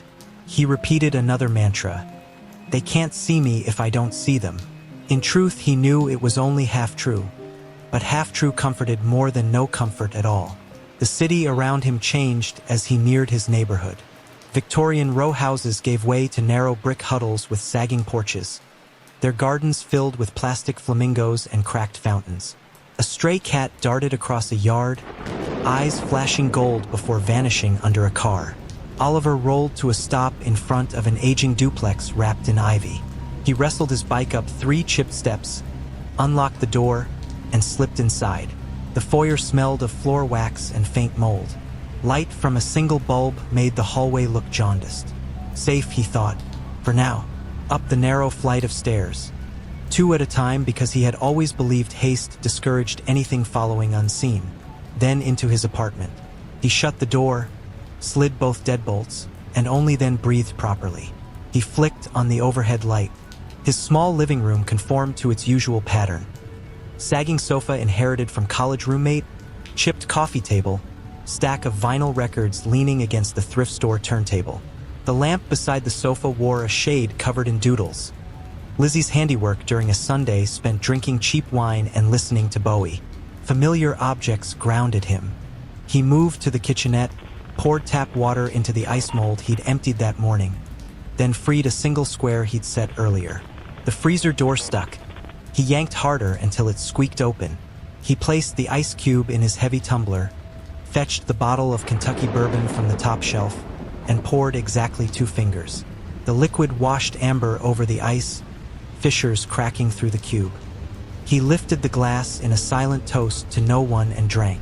Warmth spread along his ribs like a blanket. He left the overhead light burning. Darkness inside reminded him too much of what lurked outside. He padded to the small bathroom, splashed water on his face, flinched at the bruise darkening his cheek. Could have been worse, he reminded himself. Ryan once took a stapler to the eye when they were moving boxes for Linda last April. His phone buzzed on the coffee table. Oliver read the screen, Ryan Miller calling. He considered ignoring it. Friends meant well, but tonight he felt drained even of the energy required for jokes. Still, guilt nudged him. He thumbed answer. Ryan's voice burst through. "Ollie, you get home okay? Man, sorry for keeping you late. Linda never learns how heavy real oak furniture is." Oliver leaned against the wall, closed his eyes. "I'm home, sore but alive." "Cool. Listen, bunch of us are grabbing noodles at Yuki's. You in?" Part of Oliver longed to sit in bright fluorescent warmth, slurping soup among friends. But leaving the apartment would mean darkness again, would mean risk. He pictured the child at the bus stop and shuddered. "I'll pass, Ryan. Need to rest." "Copy that. Tomorrow coffee's on me." Oliver murmured thanks and ended the call. He carried the bourbon to the sofa, set it beside him, and switched on the television. Late-night hosts cracked jokes that blurred together. Commercials for prescription medicine cycled. He sipped slowly, letting his body sink into the upholstery until his limbs felt distant. At 10:30, he refilled the glass. Another rule: 2 drinks maximum, never enough to dull awareness completely. But sometimes, on nights when Harold seemed thicker than usual, he bargained with himself. Maybe forgetfulness tonight would preserve sanity tomorrow. He poured a 3rd splash. Ice melted fast. He drank anyway. He must have dozed, because when his eyes opened again, the TV had shifted to news highlights and the clock on the digital cable box blinked 12:04. The glass was empty. A street lamp outside flickered through the blinds. Oliver rubbed his eyes, stood unsteadily, and crossed to the window, drawn by movement below. Across the street, a figure moved along the building opposite, gliding 20 feet above the ground. Not walking on a balcony, floating. The form was flat, thinner than paper, darker than the gap between stars. It slid across brick, pausing at each window as, though sniffing, a herald patrolling for its next assignment. A second shape emerged behind it, then a third. Oliver's heart pounded. 3 in one place, uncommon and bad. One shape halted and turned, though heralds had no faces. Oliver instinctively ducked behind the curtain, breath caught. Could they sense him? Some nights he felt sure they traced his heartbeat. He crawled back from the window, struggling to steady his pulse. Darkness pressed against glass like heavy water. In the kitchen, he filled a glass with tap water, drank it in gulps. The rules ran through his head like emergency instructions. Do not look. Do not engage. Do not tell. Years ago, he had broken the final rule. After the police incident, he tried a different tactic. He told Lizzie one midnight when the world felt unusually gentle. She believed him halfway, hugging his trembling shoulders, but the next day could not meet his gaze. She said she loved him but feared his visions might swallow him. They still spoke weakly, but an unspoken distance remained. Alone, he whispered to the empty room, "I see them. I wish I didn't." In the hush, his voice sounded small. The glass shook in his hand. Water sloshed onto the linoleum. He set the glass in the sink and flipped off the overhead bulb, leaving the desk lamp glowing dull amber. He sat again on the sofa, pulled his knees to his chest, and wrapped arms around them. The bourbon had left his thoughts muddy, but one image remained sharp. Those black eyes in the freckled face of a child. A herald found a host early that time. Some poor family would crack under confusion. He considered calling Ryan back, inviting him over for a drink. Ryan's loud laugh could scare away gloom. Instead, Oliver reached for his glasses, still tucked safe in his pocket. He unfolded them, wiped a smudge on his shirt, and slipped them over his eyes. The room dimmed, edges softened. Herald shapes would blur even if one crept inside. The sunglasses offered no real barrier. It was belief that mattered. Belief could hold a soul together. Behind tinted lenses, he whispered, "They can't see me." Until the phrase felt like an incantation, until exhaustion tugged him into restless sleep. Morning found Oliver sprawled sideways, glasses askew, neck aching. Sunlight slanted through blinds, striping the coffee table in gold bands. No sign of heralds, no swirling shadows, only the buzz of a passing scooter and distant bark of a dog. Ordinary noises. He straightened, head throbbing faintly with dehydration, shuffled to the bathroom, and splashed cold water on his face. Reflex had him glance in the mirror. Pink hair matted, bruise yellowing at the cheekbone. He splashed his face again, harder, as if water could erase the memory of last night's darkness. He dressed and rode to work. Daytime city was less threatening. Heralds hated direct sun. They slipped into cracks under awnings behind billboards. Oliver navigated rush hour traffic with practiced ease. Ryan waved him down at the entrance, thrust a latte into his hand, and launched into a recap of Noodle House antics. Oliver smiled at appropriate moments. The bruise became a punchline.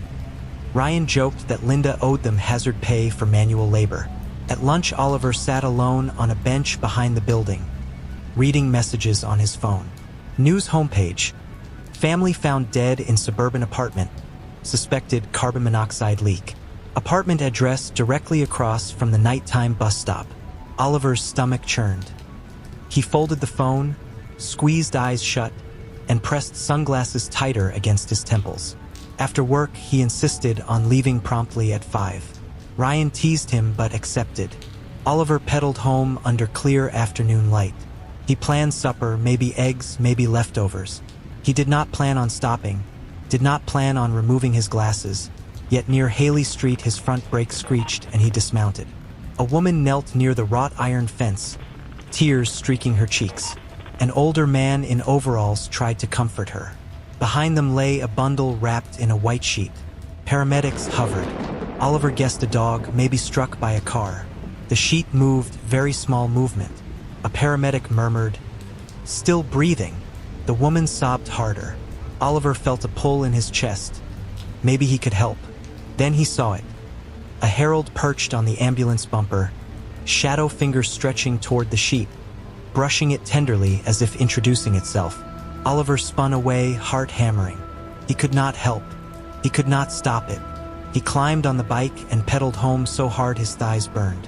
In the apartment, he shut all curtains, filled the ice mold again, poured bourbon, and set the untouched drink on the table. He did not sit. He paced, clenching and unclenching fists, words bursting between breaths. "I'm so tired of being alone." At 9, the doorbell rang. Unexpected. Oliver froze. Few people visited unannounced.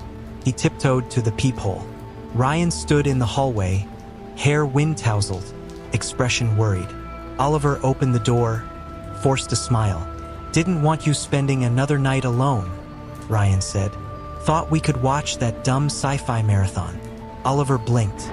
He stepped aside. Ryan entered, placed a plastic bag on the coffee table, chips, soda, licorice. He started arranging DVDs. Oliver's eyes stung. He whispered, "Thank you." Ryan shrugged, survival kit unpacked. Through the marathon's first movie, Oliver laughed at cheesy aliens, felt weight lift. Ryan never noticed the heavy curtains or the glasses Oliver kept on even inside. Friendship filled the room, warm and loud enough to drown faint scratching at the windows. When Ryan finally left past midnight, Oliver watched his friend walk down the staircase under hallway fluorescence. He closed the door, leaned against it, and considered a new rule. When darkness presses too hard, invite someone else to share the light. In the kitchen, he tipped the untouched bourbon into the sink and rinsed the glass. He opened the freezer and removed the next ice cube tray slot, dropped one cube into the tumbler and poured fresh water instead. Then he crossed to the sofa, switched on the small lamp, and pulled a notebook from the drawer. He began to write observations, shadows, herald behaviors, details no one else might ever read. But writing made him feel less alone, as though mapping the darkness could carve a slender path through it. He ended the page with one sentence in firm strokes. "The city is full of them, but it is also full of us." Underneath, he added a second line, almost an afterthought, "And I am still here." He closed the notebook, slid it under the cushion, and leaned back.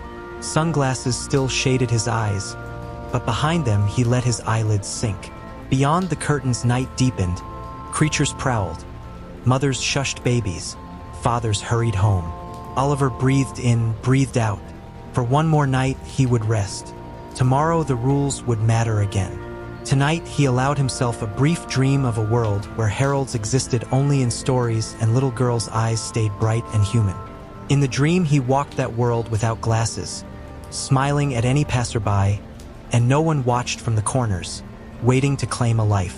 This dream he kept alive, because in a city teeming with shadows, some dreams acted like small, flickering lamps. Never enough to banish darkness entirely, yet just enough to keep the path in view. The rain had begun in the late afternoon, drifting across the English countryside in a soft gray curtain that muffled every sound except the steady hiss of water on old slate roofs.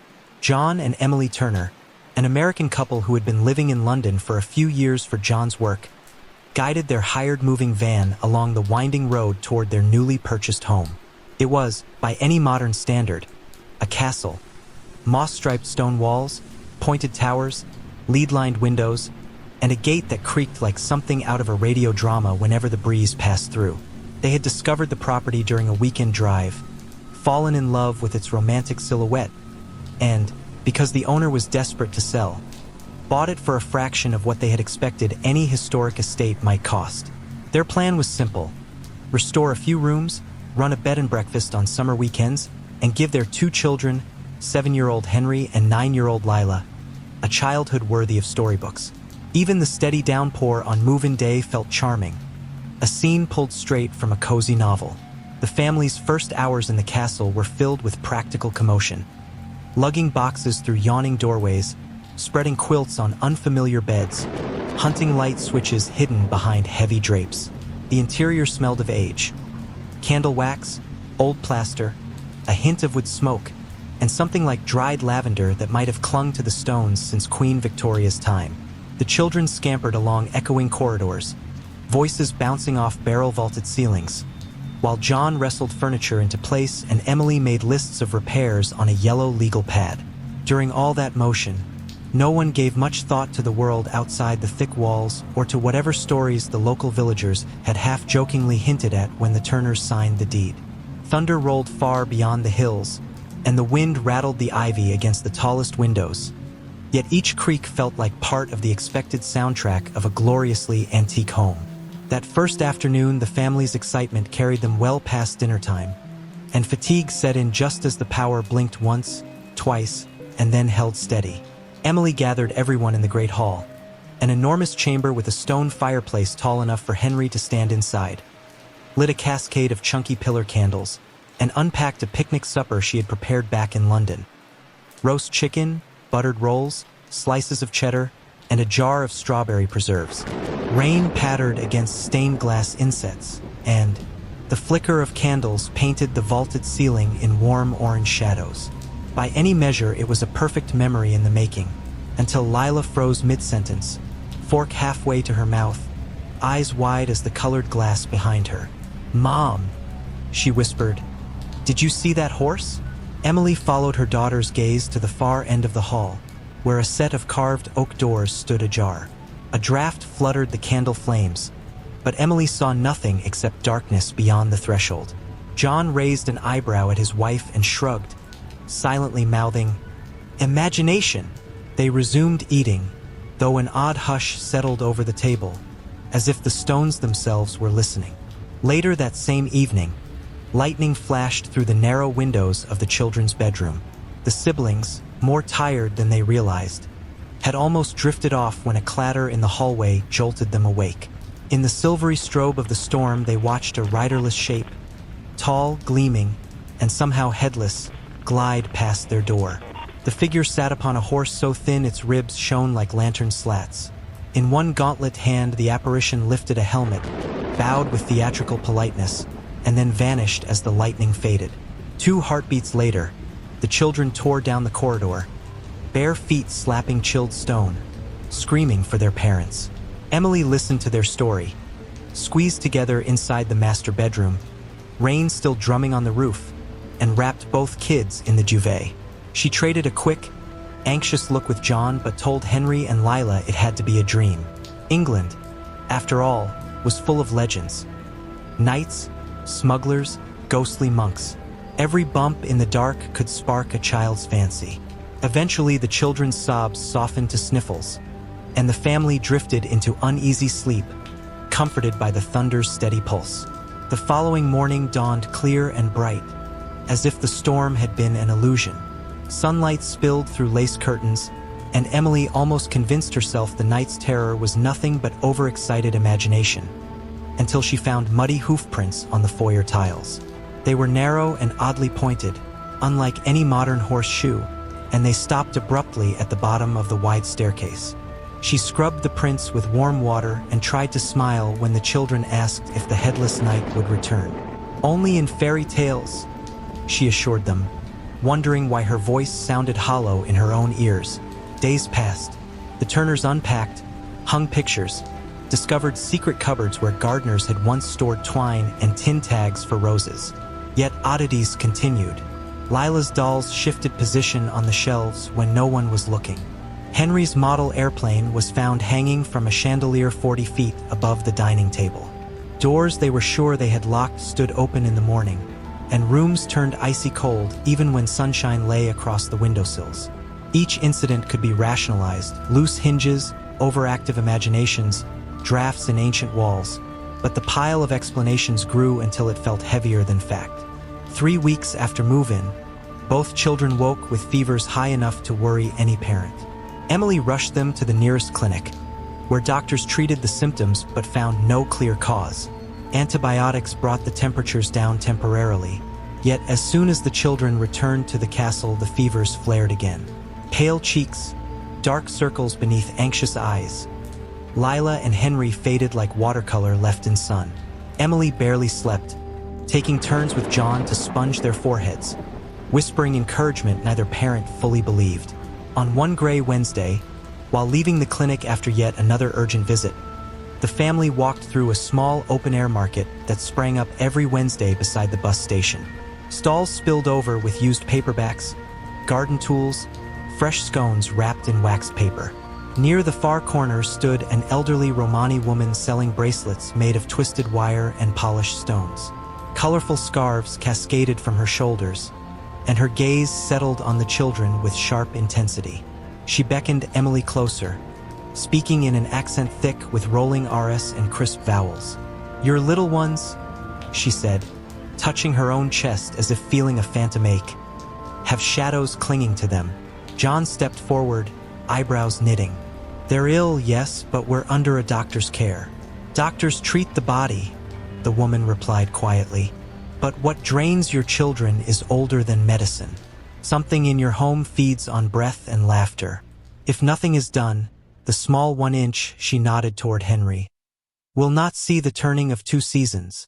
Emily's throat tightened. She had no interest in superstition, yet desperation erodes certainty. The woman lifted a pair of wind chimes fashioned from tiny bleached bones. Bird bones, perhaps, and fragments of dark or strung together on rattling copper wire. Feathers painted crimson and gold hung like silent flames. Hang these where they sleep, she instructed. The sound will wake the air itself and chase hungry spirits away. John bristled. And how much does this miracle cost? For you, the woman said, $1,000, half what others pay. Your children's laughter is worth more than coins. She winked, but the gesture felt like a challenge rather than friendliness. The amount was absurd, yet Emily felt as if invisible fingers squeezed her heart. She handed over a wad of cash from her purse, emergency money meant for groceries and garden tools, and took the wind chimes. The transaction felt strangely irreversible, as though they had stepped onto a path that now marched only forward. Back at the castle, Emily hung 1 chime above each child's bed, and for the first time in days both slept through the night. When morning came, color touched their cheeks like dawn on winter hills. They ate full breakfasts, chased one another up the grand staircase, and asked to explore the stables. Relief, nearly painful in its intensity, washed over the parents. John told himself it had to be coincidence, while Emily left the shopping bag from the market in the back of a closet because she couldn't bear to throw it away. A week slipped by in relative calm. Then the second wave began, this time aimed at the adults. One crisp evening, Emily stepped into her walk-in closet and gasped. Every dress, blouse, and coat lay scattered across the carpet in bright disarray, as though a whirlwind had rifled through her wardrobe. Yet amidst the chaos floated 3 translucent figures. Women, unmistakably elegant, their outlines shimmering like heat above summer asphalt. One wore a gown of sun-colored silk, another glowed white as winter snow. The third dazzled in layers of red, blue, and green that shifted like stained glass. The apparitions admired Emily's garments, holding sleeves against ghostly shoulders. Their eyes, when they turned, burned candle-bright. The woman in gold smiled, teeth too many and too sharp. Grown-up souls, she murmured in a voice that sounded like hands sliding along frost, are not so sweet as children's, yet still a delicacy. The 3 figures drifted closer. Emily screamed. The phantoms dissolved into tatters of misty light, clothing fluttering to the floor. John barreled into the room, saw his wife babbling about floating thieves with needle teeth, and tried to soothe her with rationality. But reason faltered the following night, when Emily woke near dawn to a hush so thick it felt like weight on her chest. Moonlight spilled through the mullioned windows of their bedroom, and in that pale glow she saw, or thought she saw, the same trio leaning over John. Their noses nearly touched his skin, lips poised above the hollow of his throat, as if tasting the warmth of life itself. Gold, white, and jewel-bright fabric rustled though no wind stirred. Emily lunged, blinking as the vision vanished, but John shivered and became very still under her hands. His skin had lost its usual color, replaced by a pallor that reminded her of the children's worst days. Within hours, the Turners reached consensus. Castle life was finished. They stuffed essentials into suitcases, loaded the children into the van, and tore away down the long drive before sunrise. In the rearview mirror, both parents saw the headless knight emerge from the fog. He raised his helmet in farewell, though the Turners couldn't be certain, because where a face belonged was only emptiness lined with starless night. John pressed the accelerator until the engine whined. A police car clocked them well above the speed limit on the A road. The fine was steep, but they paid gladly to be miles from the castle's iron gates. The estate sat empty for 2 months, windows dark, ivy reclaiming corners unchecked. Then, on a mild September morning, a lean figure with a duffel bag, and a confident stride arrived at the solicitor's office in the nearby market town. He introduced himself as Adrian Van Helsing Jr., produced identification, and requested transfer of the castle's title. The agent, relieved to unload a troublesome property, accepted the papers without question. Rumors of hauntings had already reduced the castle's value to near nothing. The sale proceeded at lightning speed. Adrian Van Helsing was descended from the legendary Dutch scholar rumored to have battled creatures of the night on the continent. Family stories held that his ancestors' journals contained recipes for holy oils, diagrams of hidden sigils, and field notes on the weaknesses of ghosts, ghouls, and curses. Adrian had grown up reading those yellowed pages beneath a desk lamp while other children memorized soccer scores. He had investigated abandoned churches, interviewed village gravediggers, and dismantled more than one fraudulent, haunted carnival ride. Some phantoms were tricks of light and creaky floorboards, but enough mysteries remained unsolved to keep him fascinated and cautious. When he read about an estate glimpsed briefly on a real estate auction site, advertised as is with rumors of supernatural disturbance, he recognized opportunity. If the castle's tales proved genuine, knowledge awaited. If not, he would still possess a historic property for less than the cost of a London studio apartment. Before moving in, Adrian prepared. He mixed a harmless dye of tomato paste, charcoal powder, and olive oil, and painted streaks across his torso and arms to resemble wounds. He donned tattered trousers, smeared mud beneath his eyes, and rehearsed breath that rattled like wet leaves. His goal: appear neither wholly living nor fully dead. At sunset, he approached the castle gates and waited beneath a stone archway where moonlight spilled across the gravel like spilled milk. Crickets chirped in the hedgerows.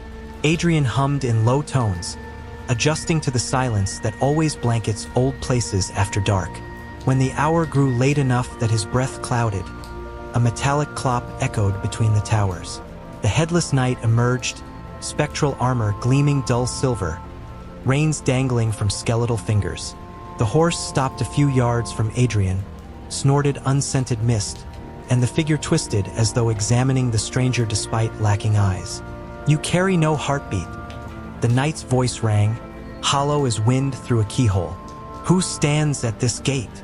"A soul newly slipped from flesh," Adrian answered, deepening his tone. "I seek lodging where spirits still gather. Your halls call to me." The knight shifted, armor plates grinding softly. "For shades already dwell within. Myself and 3 sisters who favor rooms high and low.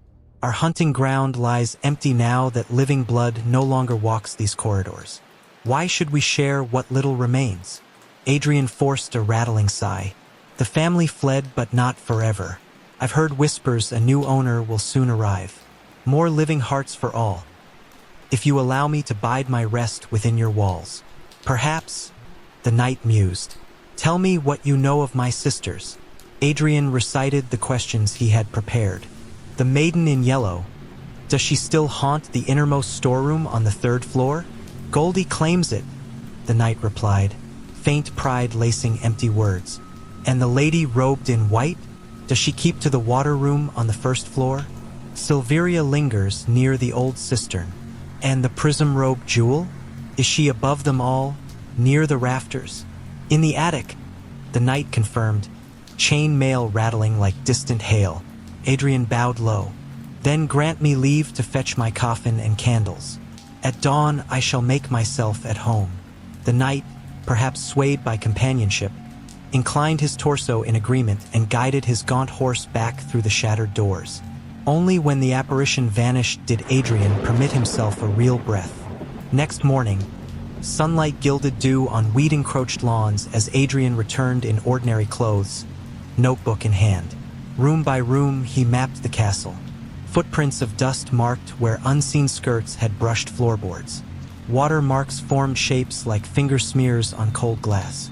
In the attic, he found a cedar chest bound in tarnished brass.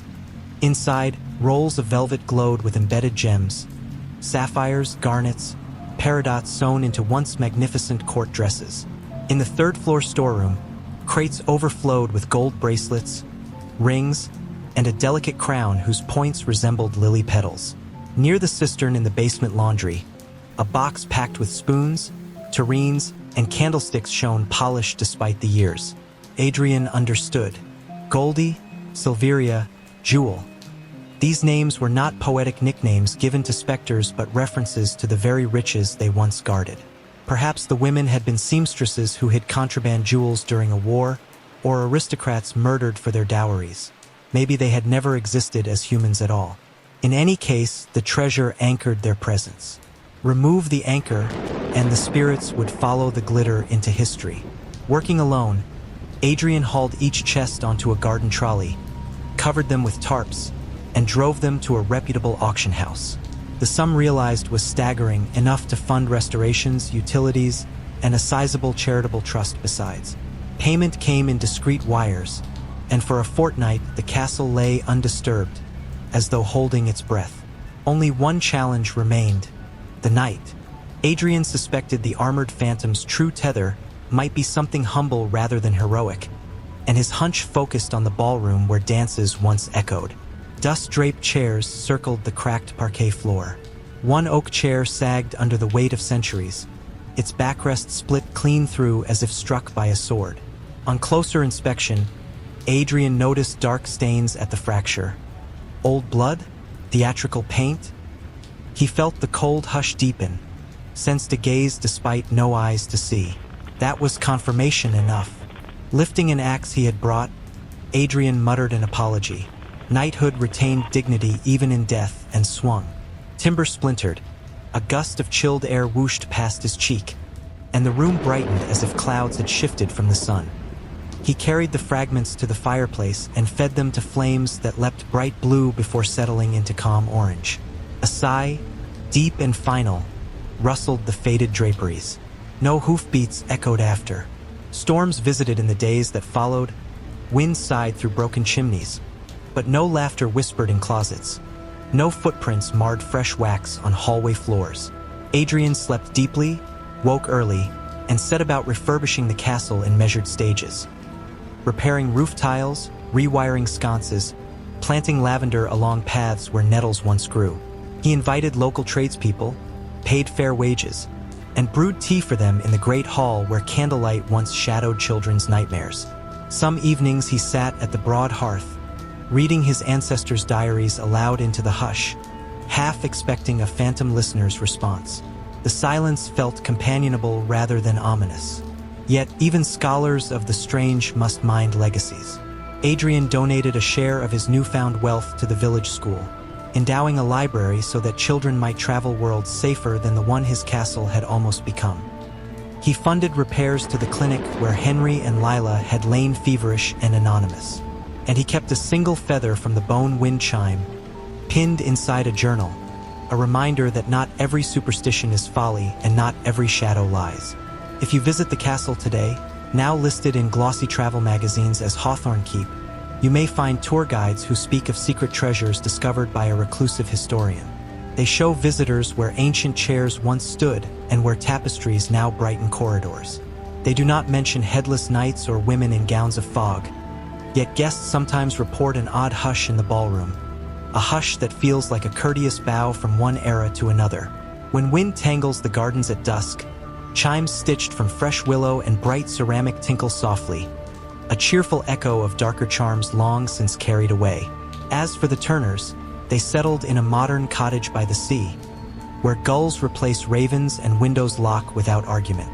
They never visited the castle again, though Henry, now grown, occasionally sketches horses without heads in the margins of his college notebooks and wonders if courage is simply the memory of fear survived. Emily keeps a postcard of Hawthorne Keep in a drawer she rarely opens. On rainy nights, when thunder rolls across the water, she smiles at her sleeping children, safe, warm, and undeniably alive, and reminds herself that some bargains, however costly, are worth every penny. And somewhere deep in a flea market stall, an elderly Romani woman wraps another pair of bone wind chimes in brown paper. She clicks her tongue, calculating a price that sounds absurd to anyone who has never watched candles gutter under a dead knight's salute. Some buyers walk away shaking their heads. Others hesitate, feel a rush of cold air at their backs, and decide that sometimes the only reasonable choice is the one that lets you sleep through the storm. Smoker was a broad-chested Labrador retriever with a coat the color of morning coffee and eyes that always seemed to carry a grin. He had grown up in the pine country of northern Maine, but for the last 6 winters he had spent every cold season at the Turner family's vacation cabin beside a small, crooked pond. The building was old but sturdy, a square of rough-cut logs stacked 2 stories high with a green tin roof that hissed whenever sleet tapped across it. Inside, the heart of the cabin was a stone fireplace that never went cold from November to April. Smoker's bed, an oval pad stuffed with cedar shavings, sat so close to that hearth that sparks sometimes jumped out to singe the air above his whiskers. He loved that spot the way sailors love the familiar roll of their ship, and whenever he dreamed, he almost always dreamed of coming back to it after some grand adventure in the woods. The Turners visited on long weekends whenever John could take time away from the lumberyard he managed in town. His wife Rachel was a school nurse, quick with blankets and cocoa and the sort of steady hands that calmed any scrape or bruise. Their 2 children, 10-year-old Sarah and her younger brother Ben, believed the cabin was the finest palace in the world, far better than their split-level house near the sawmill, because no one made them hurry there. At the cabin, the day started when bacon began to pop in a cast-iron pan and ended when flames in the fireplace smushed themselves into red-blue coals. And always, Smoker was at the center of those days, patting in to lick skillet grease from a wooden spoon, galloping after snowballs, curling up beside the children at night while they whispered stories about mythical sled dog races. On the January Saturday when everything changed, dawn rose clear and iron cold. The thermometer nailed outside the kitchen window measured 9 degrees, but the sky was a blue so bright it looked painted. Frost etched lace onto every pane of glass, and the air smelled sharp as peppermint.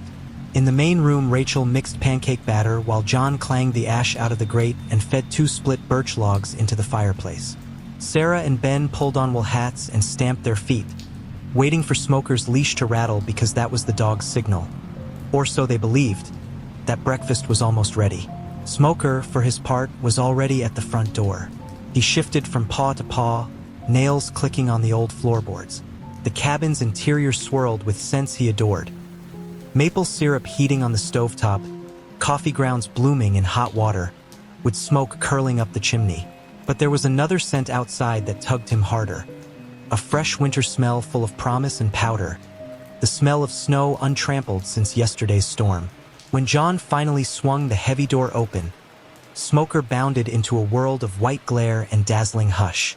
Normally, he trotted down the porch steps, handled his private business near a tree line, and hurried back inside before his toes grew numb.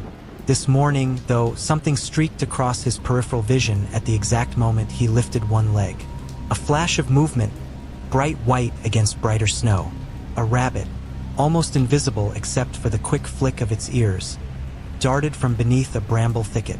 Before Smoker's mind caught up, his muscles took charge.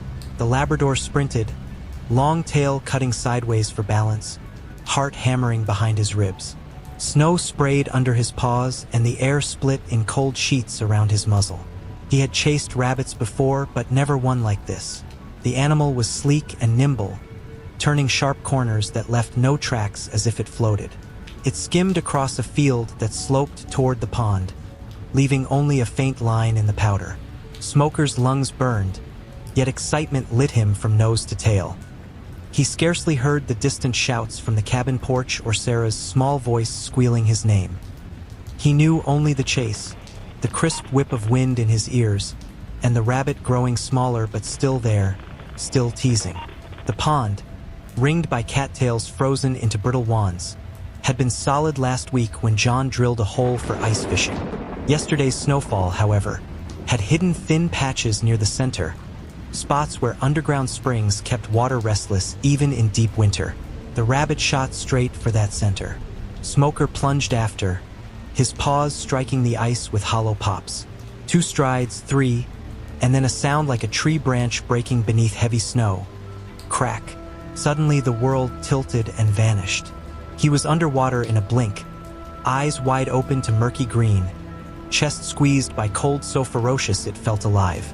Instinct shoved him upward, He found the hole he had punched in the ice and thrust his muzzle into breath.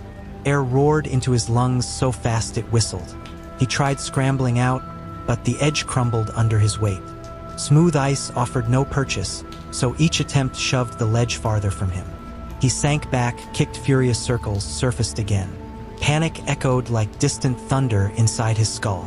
He barked once, a desperate noise swallowed by open space. The rabbit, long forgotten, had zipped to safety and disappeared among saplings on the far bank. Smoker could not see it now. The world was narrowed to slush, shattered ice, and his own panting breath. But on shore, Sarah screamed. Ben tugged his mother's sleeve. John's mug crashed in the snow, sending dark coffee across white powder. All at once, the calm morning turned frantic. Rachel shouted orders regardless of whether anyone heard. "Rope! Find a rope!" John sprinted to the storage shed and came back wrestling a coil thick enough to tow a car. Sarah cried that they needed something softer for Smoker's mouth. Ben ran to fetch 2 quilted blankets in case they lured the dog onto solid footing. But blankets, John argued, were useless. What they needed was leverage. Voices overlapped, freezing air steamed around them, and out on the ice Smoker paddled in place, paws striking numbness rather than traction. The Labrador rotated inside his widening hole. He tried lunging at a new angle. This time his chest slid across ice for half a second before he slithered backward again. The cold had found his bones now. Far inside each leg a deep ache grew, turning muscle into heavy rubber. His jaws chattered whenever his head rose above water, and each time he barked the sound robbed more heat from his throat. Yet his nose still worked, and even here he could smell the cabin chimney exhaling with smoke. Oh, warm buttered pancakes. Sarah's wool mittens damp with snow. That thought steadied him enough to wait while the humans planned. John's rope shot over the hole on the 4th throw. It slapped the water and drifted toward Smoker. "Grab it, boy," he hollered. The dog reached, paw pads slick against the sodden line. But as soon as John hauled back, the rope slipped free like a snake. Again they tried, again he lost grip. The children shouted encouragement while Rachel anxiously paced the bank, dialing the volunteer fire department. Her voice trembled as she told the dispatcher a dog was drowning. Dogs don't matter like people, a cynical mind might argue, yet anyone within earshot of the pond would have disagreed. The desperation in that family's voices could have stirred a stone. 15 minutes stretched like string pulled to breaking. Thin sun climbed the spruce tops, and brittle shadows slid across the pond. Smoker's motion slowed. He lifted his front paws onto ice once more, then sagged backward with a splash. Sarah's knees buckled, and John caught her before she hit the snow. Ben kicked the rope coil, furious that it had failed to obey. Rachel heard a siren, distant but coming, carving the silence in high wails. The local fire truck lumbered down the unplowed lane in a red flash brighter than berries against snow. Tires rolled halfway onto John's shoveled drive. For firefighters disembarked wearing heavy coats striped with reflective tape, boots squeaking on packed snow. One carried a rolled-up yellow suit. Another lugged a duffel full of rescue gear. They wasted no time. A woman named Captain Rosales introduced herself with a quick nod, then scanned the pond, the rope, the weakening Labrador. She laid out instructions with the calm of someone ordering groceries, though her eyes never left the dog. A wetsuit came out, smelling of rubber. A lanky firefighter named Campbell stripped to a thermal layer, wriggled into the suit, grunted as chilly latex hugged his ankles. "Get a ladder," Captain Rosales said. A third firefighter fetched an extension ladder from the truck's roof rack, dragging it across snow toward the pond. Ladders spread weight. Laid flat on thin ice, they could hold a person who would otherwise crash through. Campbell, suited now, tied the knotted rope around his waist, clipped a carabiner to a steel ring sewn at the suit's belt, and crawled forward on hands and knees. Another firefighter anchored the rope, bracing feet against a stump. John and Rachel knelt beside him, each gripping the line as though it were a lifeline to a child, which, in a way, it was. Campbell inched across the ladder rungs, sliding belly first. Ice moaned beneath him but held. 10 feet, 15. He felt cold bite his cheeks, felt water seep inside his gloves even though they were sealed tight. 20 feet now, and the dog's head drooped lower each second. Campbell measured distance left. 3 more ladder rungs, roughly a meter. He pushed hard. Ice cracked but did not fracture all the way. He reached the edge of Smoker's hole, thrust both arms in, and grabbed first slick as wet velvet. Smoker did not struggle. He had no strength left to fight. He weighed heavier than any Labrador should, water pressing his coat tight to his flesh. Campbell hooked one arm under the dog's chest, another around the back legs, and shouted, "Pull!" A human tug-of-war hauled them 1 thick inch at a time. The ladder juddered, scraping. Campbell gritted his teeth. Smoker's body bumped along behind him, more dead weight than live. He prayed the rope knots would not slip, that his own muscles would not cramp from cold. At the shoreline, a small crowd had gathered. 2 neighbors who had heard sirens, a mail carrier whose route ran past the lane, someone in a green pickup who stopped out of curiosity. All watched in shared suspense as Yellow Suit Man and Chocolate Dog crept shoreward like a strange glacier. Finally, Campbell's boot heels hit crusted snow. Hands reached to help. Smoker slid free of the hole, sagged across the bank, and lay still, ribs moving only slightly. Rachel tore off her coat, wrapped Smoker, pressed her cheek to his muzzle to feel exhaled warmth. Sarah had begged to return, and now she stood gulping tears she did not know she had left. Ben hovered, large-eyed, repeating, "He's okay, right? Right?" Captain Rosales signaled the duffel be opened. Out came thick towels taken fresh from the firehouse dryer, sealed inside plastic to stay warm. They bundled the dog, rubbed his legs, massaged paws to coax life back into numb tissue. Inside the cabin, Rachel had been heating bricks on the hearth, an old trick she learned during nursing courses.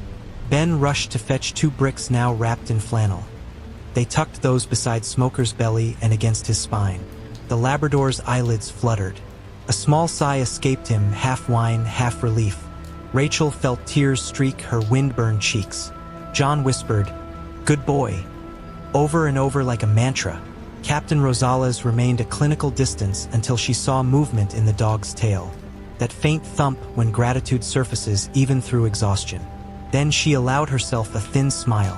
Campbell shucked his wetsuit on the porch, rubbing purpled arms. Sarah offered him her own quilted mittens because she could not think of any other gift big enough for her gratitude. Campbell chuckled, shook his head, and instead accepted a mug of sweetened coffee that smelled of hope itself. Rachel poured hot chocolate for the others. Bottles of hand warmer packets were torn open. Adrenaline melted into quiet chatter. How the dispatch call came through. How they had practiced ice rescues on the lake each December. How lucky it had been that the morning storm had never materialized, so visibility stayed perfect. Inside the cabin, Smoker lay on a braided rug pulled close to the fire. Steam rose from his coat as heat coaxed water from dense fur. Each breath grew deeper, less rattled. The children draped themselves nearby, heads close enough to feel the vibration of his chuckled snores. John used a towel to dab melted ice from the dog's ears. Rachel set a kettle of broth on the stovetop, planning to feed Smoker once his stomach settled. Outside, the firefighters packed equipment, but before leaving, Captain Rosales stepped into the doorway. "He'll be all right," she said softly. "Keep him warm, small portions of water at first, then food. If he shows any odd coughing or shivering that gets worse, call the vet tonight, not tomorrow." Rachel thanked her. John offered money, which she refused. "Part of the job," she said, and then looked at Campbell, who wore a grin rosy with leftover adrenaline. "Part of the fun, too." When the truck rumbled away and its horn hooped farewell, dusk had started shading the sky lilac. The rabbit, whose chase had started the chaos, poked its head from a snow mound near the pond's far bank. It twitched both ears, suspicious of silence. No dog barked. No humans shouted. All was still. The rabbit cleaned its whiskers, turned one glassy eye toward the cabin glow, and considered the evening. An evening that, for the rabbit, was like any other. Days rolled forward. Smoker's body healed. Within a week, he walked without limping. Within 2, He trotted the clearing's perimeter with Ben tossing a stick for easy fetch. Yet even playful retrieval avoided the pond. Smoker's eagerness halted 20 yards from the frozen rim, as if memory tugged an invisible leash. He would stand, tail wagging half-mast, until Ben whistled him back or walked forward to collect the stick. The Labrador's eyes seemed to say he would do anything for the kids, anything for the family, anything except that. February delivered fresh storms that buried the ice hole beneath thick layers. March softened edges. April opened patches of blue water. By then the rabbit's coat darkened again, blending into thawing dirt, and Smoker's winter coat thinned in dull brown wisps.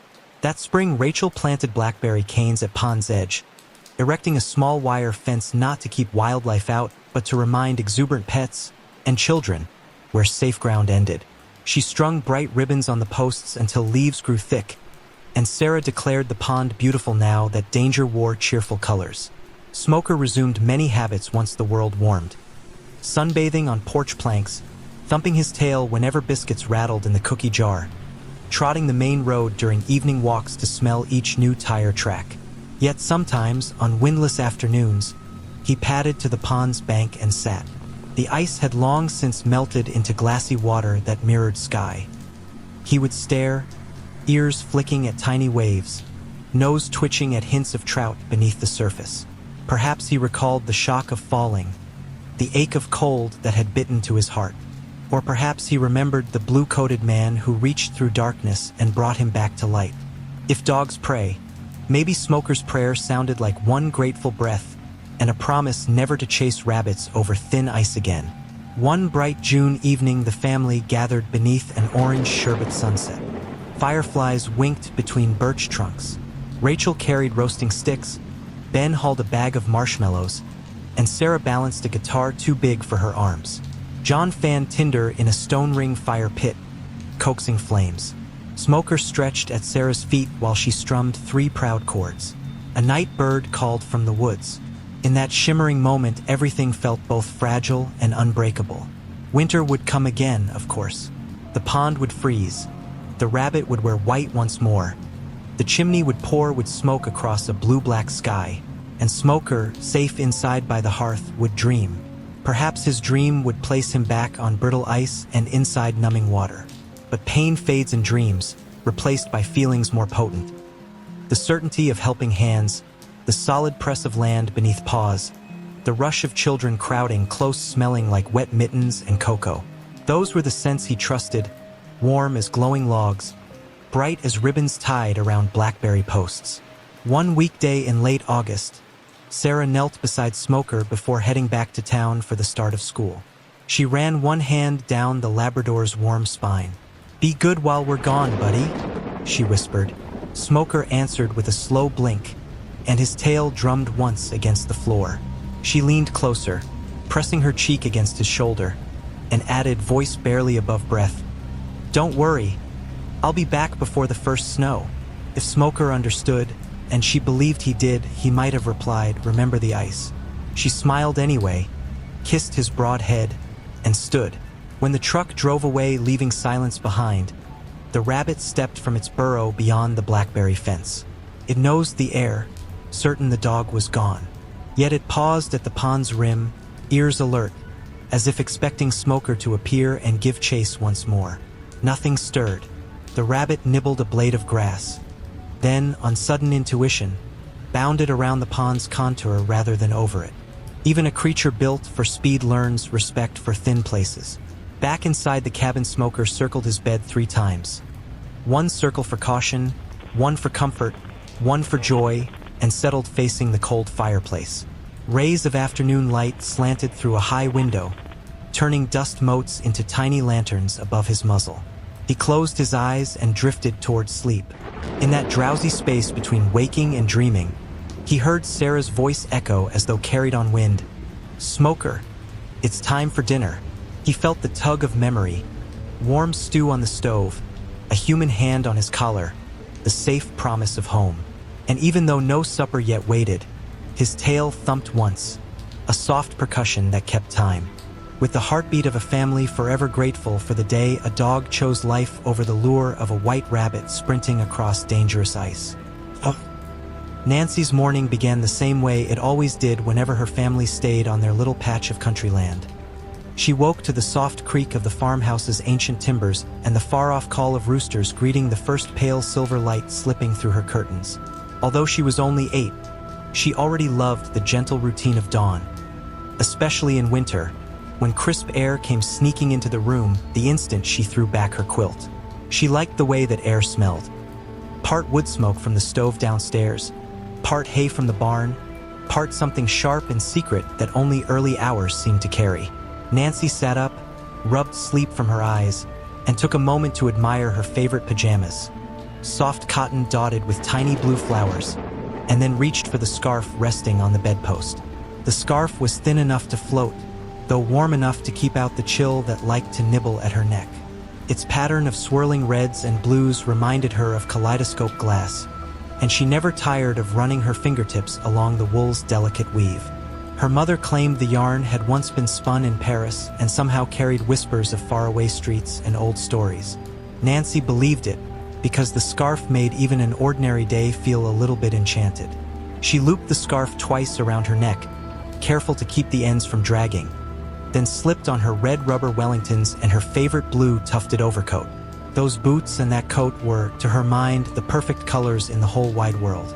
Together they felt bright enough to cheer any gray clouds still yawning in the sky.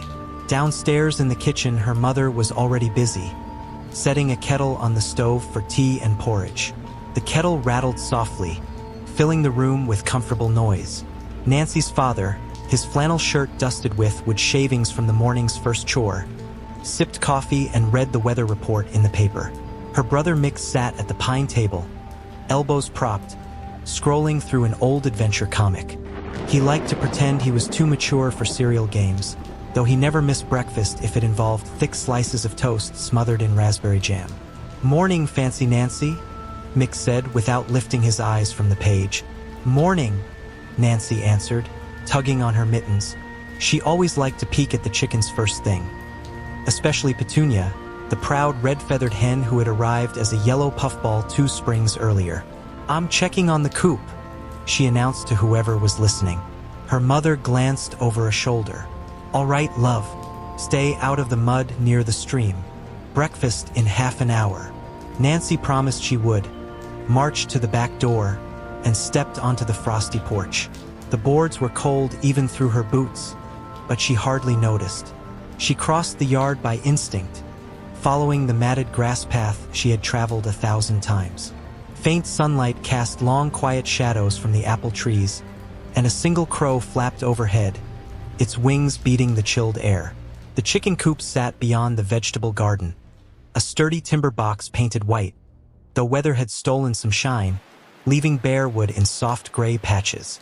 A little ramp led up to a door just big enough for hens.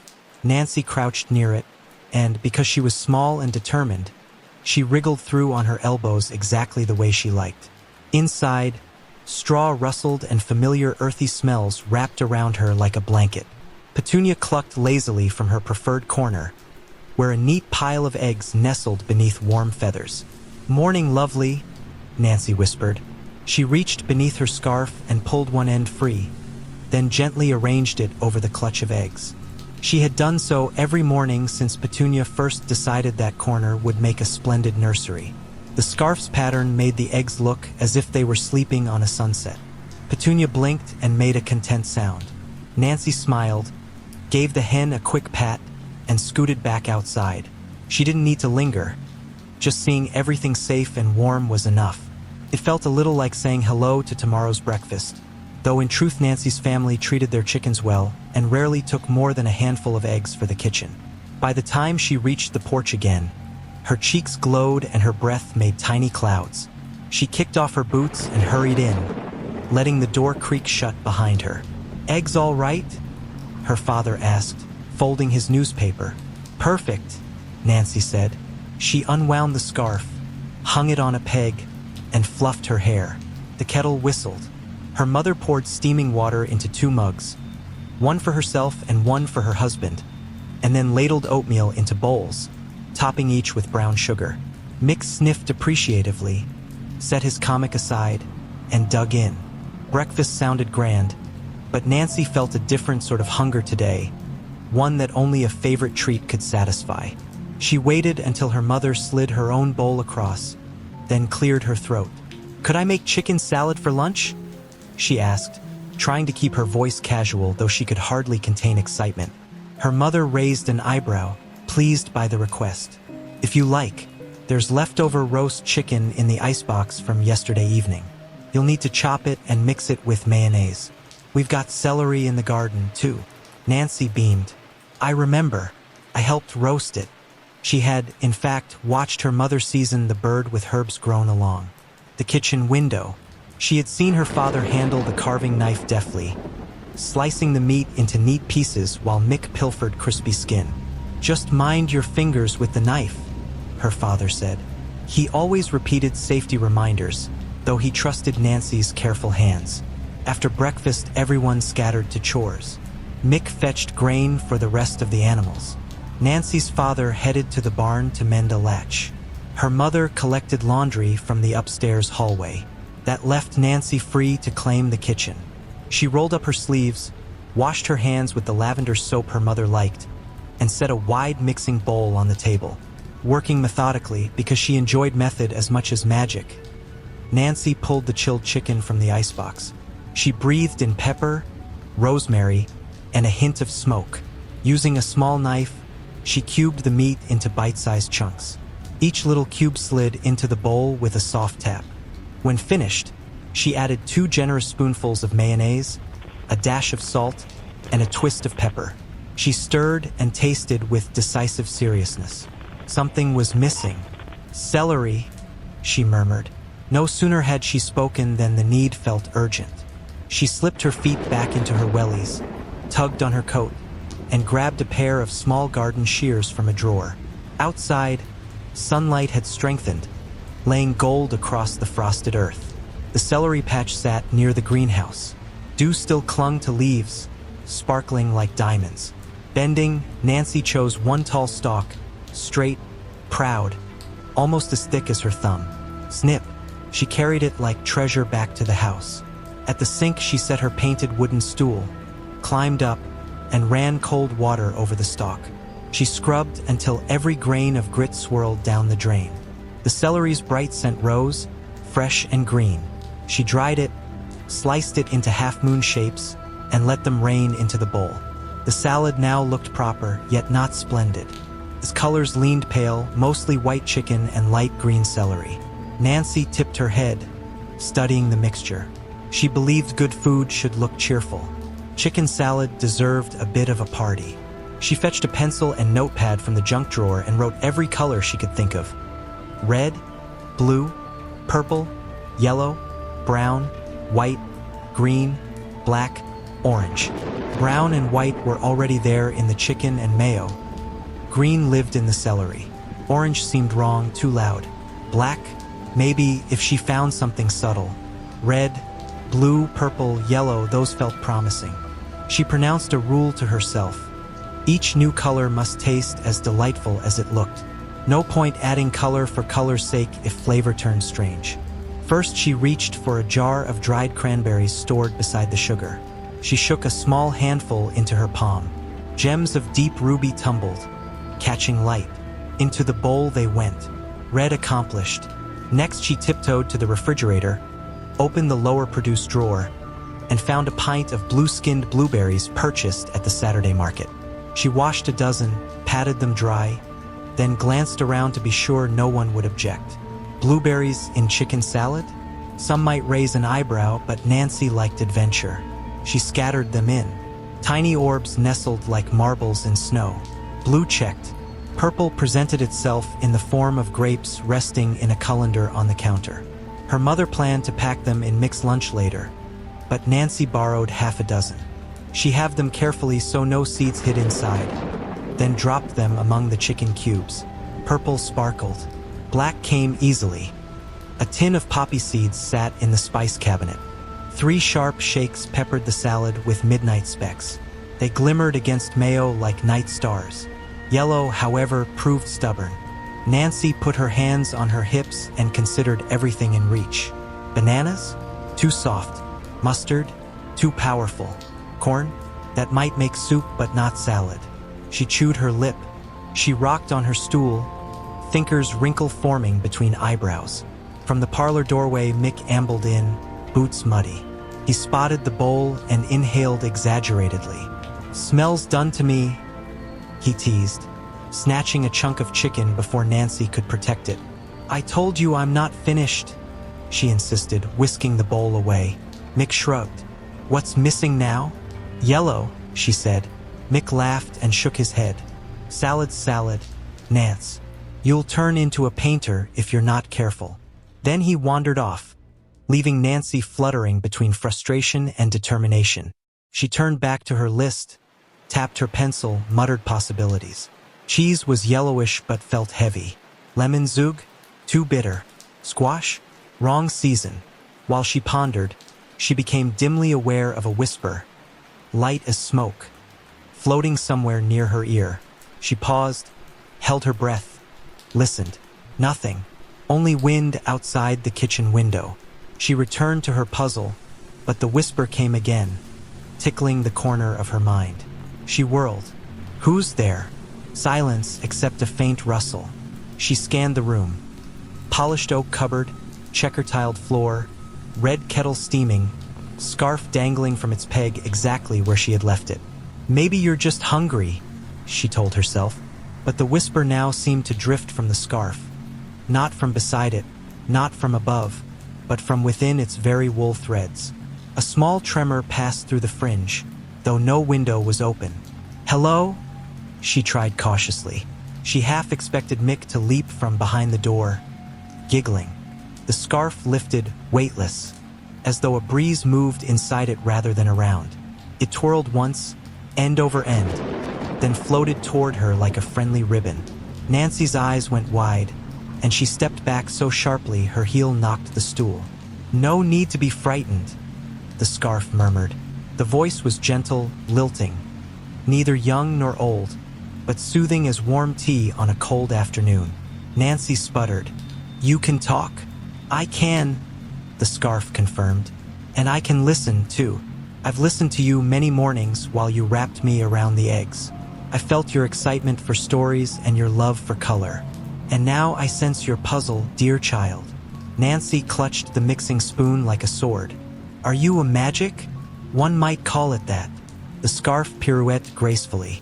"But magic is simply the name people give to things that make the impossible happen without a fuss." Nancy stared.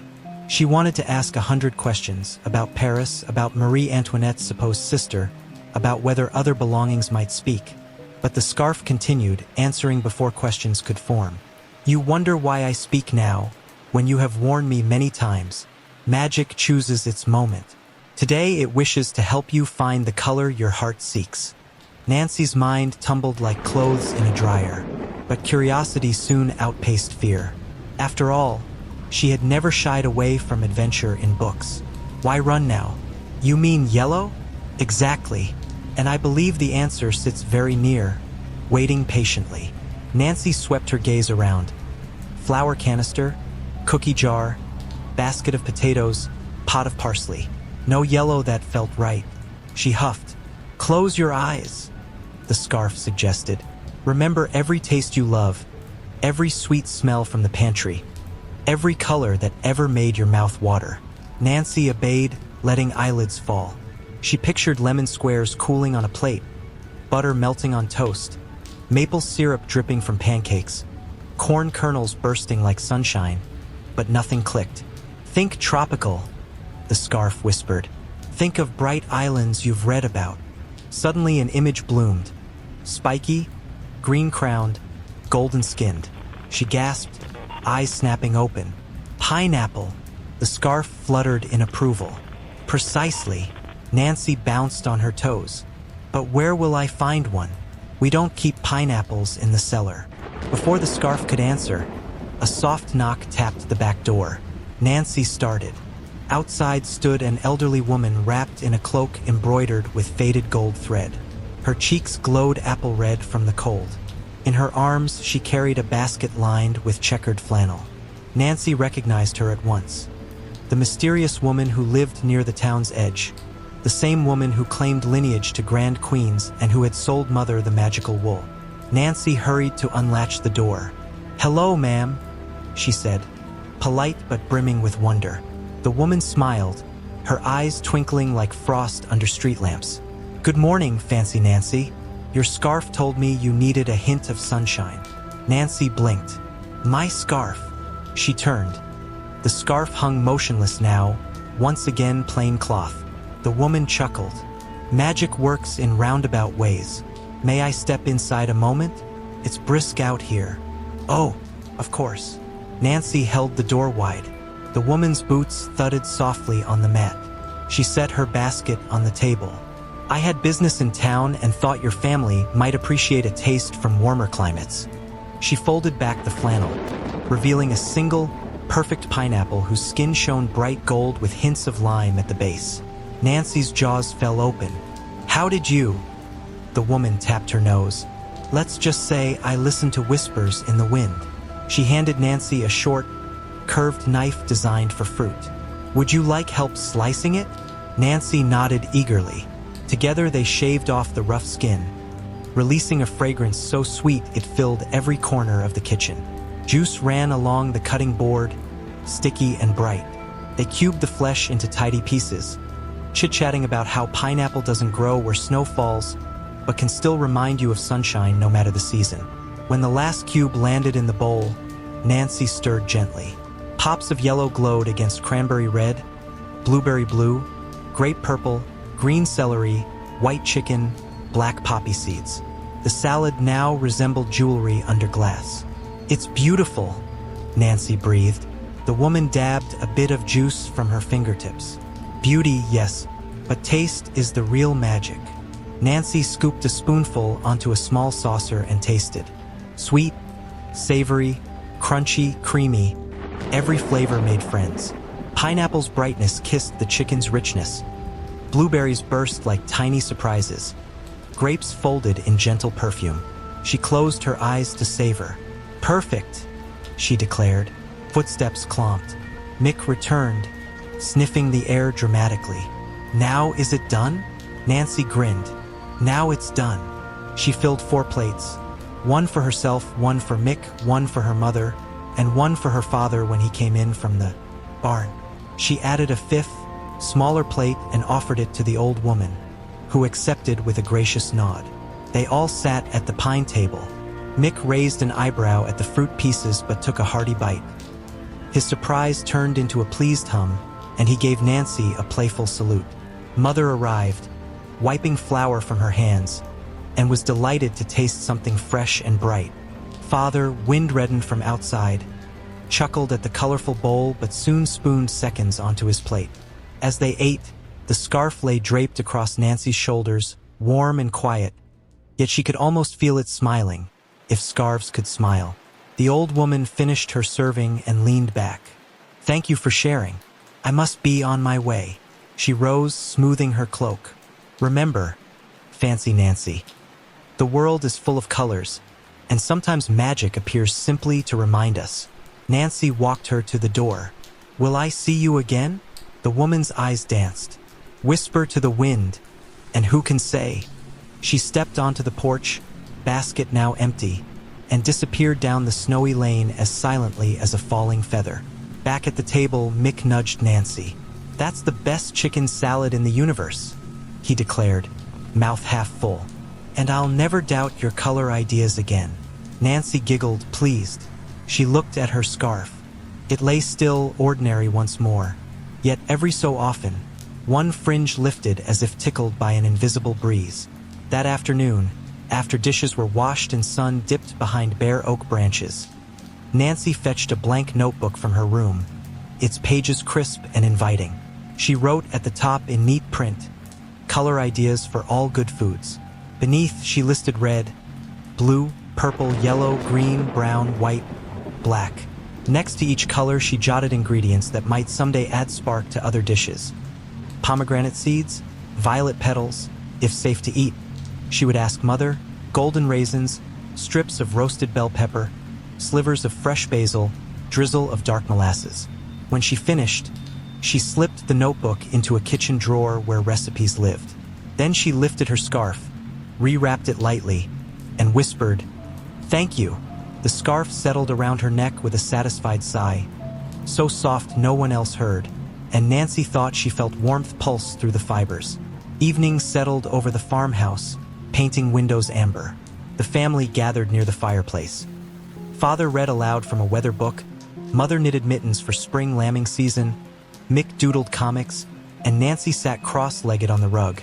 She plucked her notebook again, adding sketches of pineapples and fanciful chickens wearing crowns. The fire crackled, and outside the wind rustled in the cedars.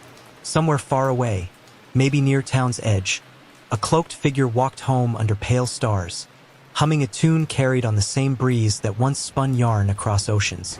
And if, late that night, a faint flash of rainbow light flickered in the corner of Nancy's room, no one mentioned it come morning.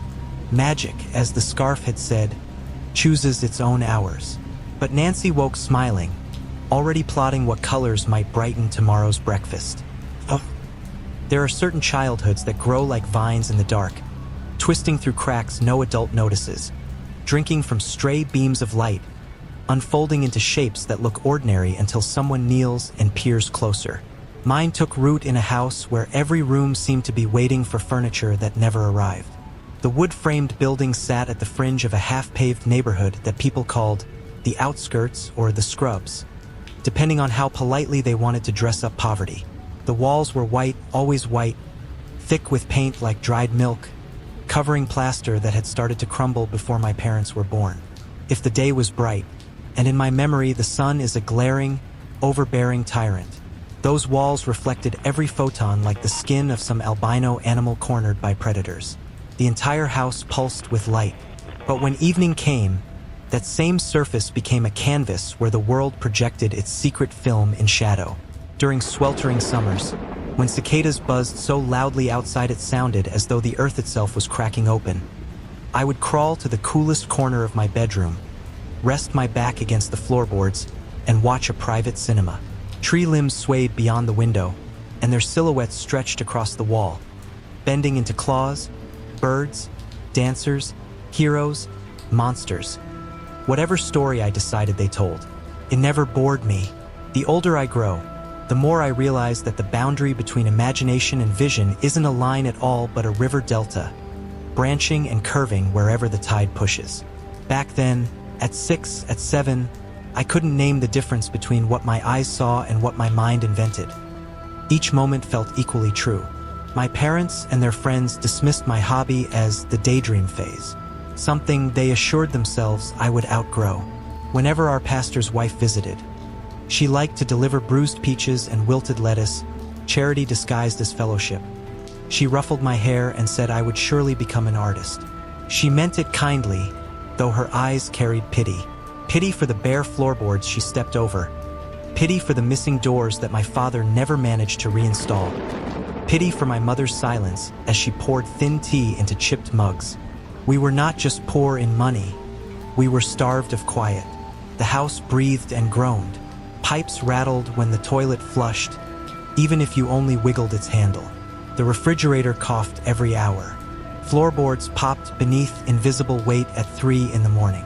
If you ever stood still outside, say, the doorway of the room my parents claimed as theirs, you could hear the structure's bones shifting, timbers adjusting, plaster aching. Sometimes it felt as though the house was talking to itself, complaining about what lived within.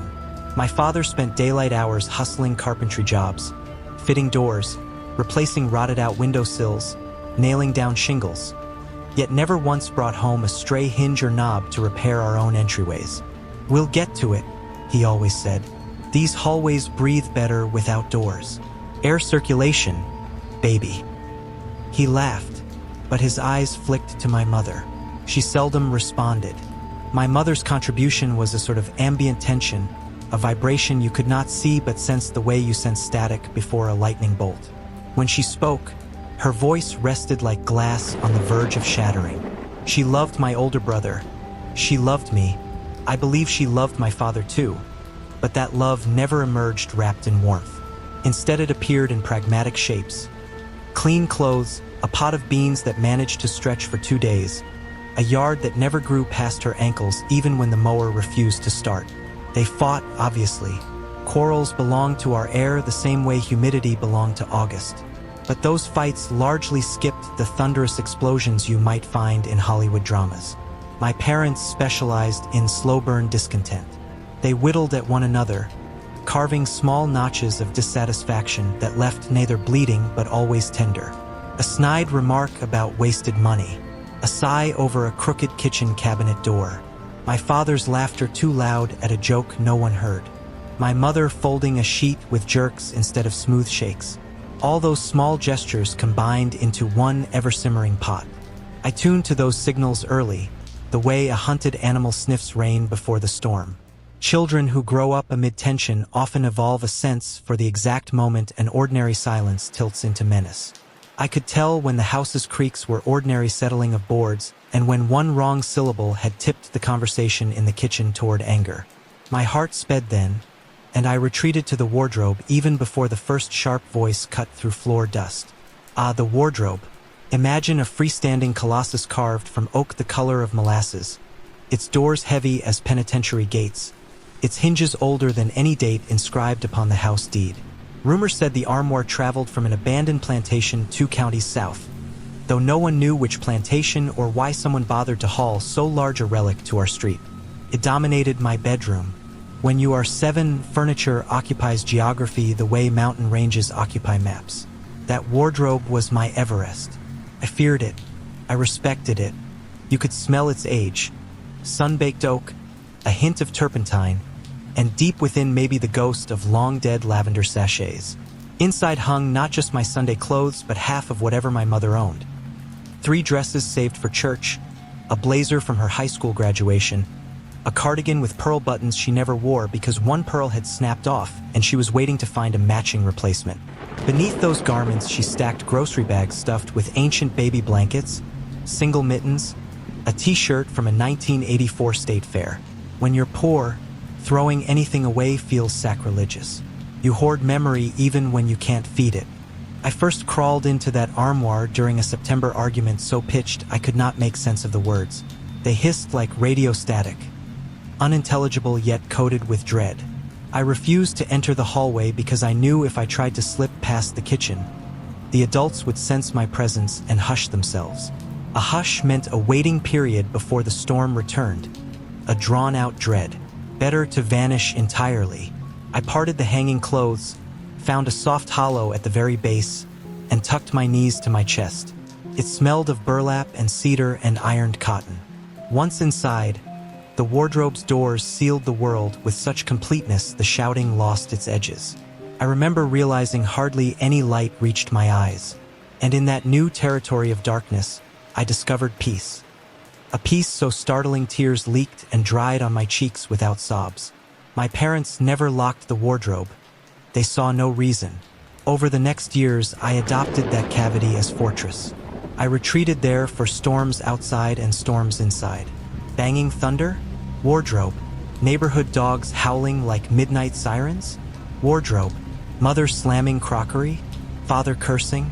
Younger brother teasing? Wardrobe. Inside, time slowed. I explored storylines among clothes the way other kids might arrange action figures. I let sleeves shape river valleys, imagine the Great Coat Kingdom, the land of twin socks overlooking Underwear Cove. When my fingertip traced a jacket seam, I pictured knights brandishing thread-edged swords. Adults ridiculed my silence. Teachers scribbled, "selective mute," on progress notes. But I was busy directing epics inside the Oak Sentinel. Then came the day the presence joined me. Morning dawned with heat so thick the window glass sweated. My father's car refused ignition. He hammered under the hood till curses dripped onto gravel. My mother shook her head at the grocery list, sighed that prices climbed again. Everything smelled of tension. I predicted a blowout by sundown. It arrived earlier, late afternoon, oven turned on for cornbread, though the house already smothered. They argued about electricity bills, about oil changes, about a missing $20 tucked in a coffee can. I retreated. The wardrobe welcomed me. Groan of hinge, friendly waft of cedar. I wedged into the safe angle, chin on knees, heart drumming but slower with each breath. Through cracks in the doors, sun-bleached hallways glared. I closed my eyes so I could paint calmer scenes. Rabbits nibbling clover, a kite thrumming against blue, maybe a castle of linen populated by gentle kings. Somewhere after the first wave of adult hurricane, I drifted, half awake. I don't know if minutes or hours melted by, but at some point a change occurred.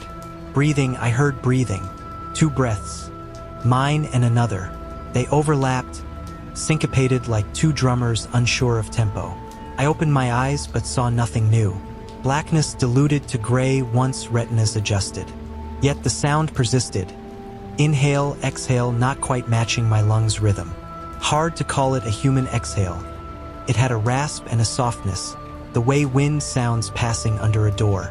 But it was steady. A chill carved a fissure down my spine. I listened. I held my breath. The second breath continued. I whispered the only thing that came. "Who's there?" Breath paused, then resumed quicker as if startled yet determined. Fabric stirred. Perhaps a dress hem swayed though no air moved. A shape, dare I call it outline, grew distinct in the far left. Because eyes adapt to dark, edges appear where brain expects none. But I sensed more than optical trick. The hump looked symmetrical, rounded like mine when hugging knees. A child-sized crouch. Never had I felt terror freeze muscle to stone. Anxiety, yes, dread, yes. But this new petrification anchored my limbs. I could not scramble through shirt sleeves as usual. My pulse hammered my ears until that beat nearly drowned the second breathing, but not entirely. The presence exhaled calm, even warm. The wardrobe suddenly shrank. Every smell heightened. Cotton that had absorbed years of my mother's cooking smoke, dust motes like stale cookies, the sour tang of my own fierce sweat. I thought of screaming, yet some instinct warned that noise would be wrong, would break a cosmic treaty. Outside, an oven door slammed, pan clattered, someone cursed. Reality remained background static. Again I whispered, voice cracking, "Who are you?" The presence did not speak. It reached. I felt rather than saw, air density shifting, clothing parting. The fingertip brushed my knuckle. Cold, then immediate heat like metal left in sun. I flinched yet could not jerk away. Touch lingered. So many stories show children befriending shadows. Peter Pan's silhouette, friendly ghosts. But my first thought was not of friend nor foe. It was of endlessness. The wardrobe no longer held finite corners. It stretched wider on both sides, receding like a tunnel bored through reality. That fingertip anchored me, kept me from tumbling into black. I demanded clarity from the void. "I'm scared," I confessed. The admission tasted strange. I rarely admitted fear, believing naming it made it tangible. The presence squeezed my hand with surprising gentleness. A whisper bloomed inside darkness. "So am I." The voice was not male nor female, not child nor adult. More like concept turned to vibration. Yet it carried sorrow. In that moment, compassion overrode terror.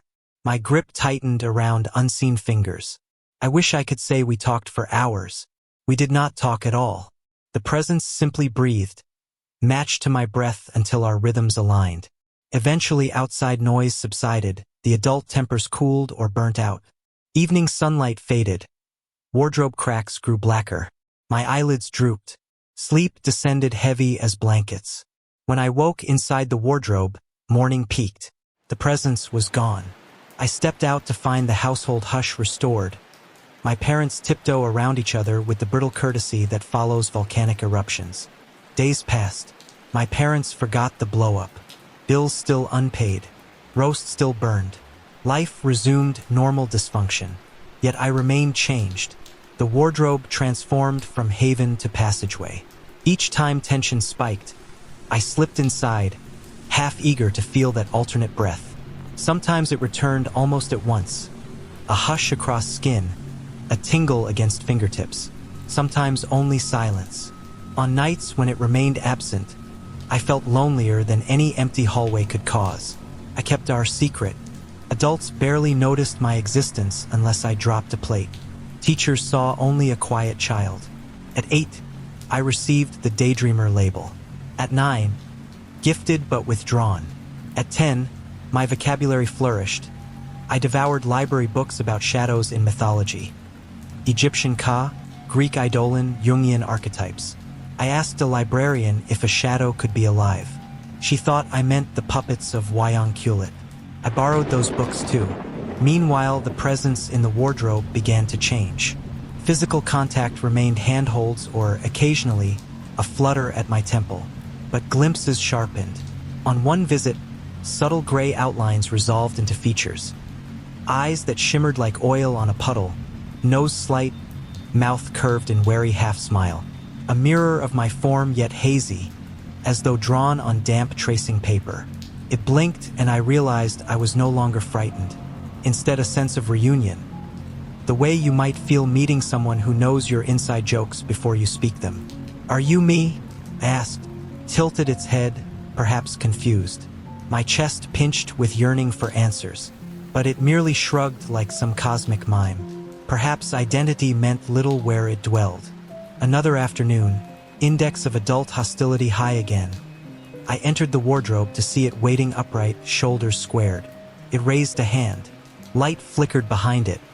A rectangle, faint luminescent, like a distant window. I understood, a door deeper inside. The presence gestured invite. But I hesitated. In tales I'd read, children who follow specters rarely return unchanged. I pictured my mother's tear-streaked face should I vanish, though she'd seldom cried for me. The presence seemed to respect my reticence. Door faded. We sat side by side until dinner smells signaled relative calm outside. The years ticked. Puberty hammered my body with chemical storms. The wardrobe remained constant. Yet I used it less. School demanded homework. Peers wanted grudging friendship. Chores multiplied. Only on the worst nights did I return.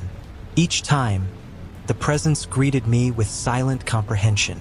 Sometimes I sobbed into sleeves. Sometimes I ranted about injustices. Second-hand sneakers mocked by classmates. Father's anger after losing a roofing contract. Mother's resignation. The presence seldom responded verbally, but its listening anchored my sanity. In that hush, stories blossomed. I began writing them on scrap paper salvaged from the dumpsters behind the office supply store.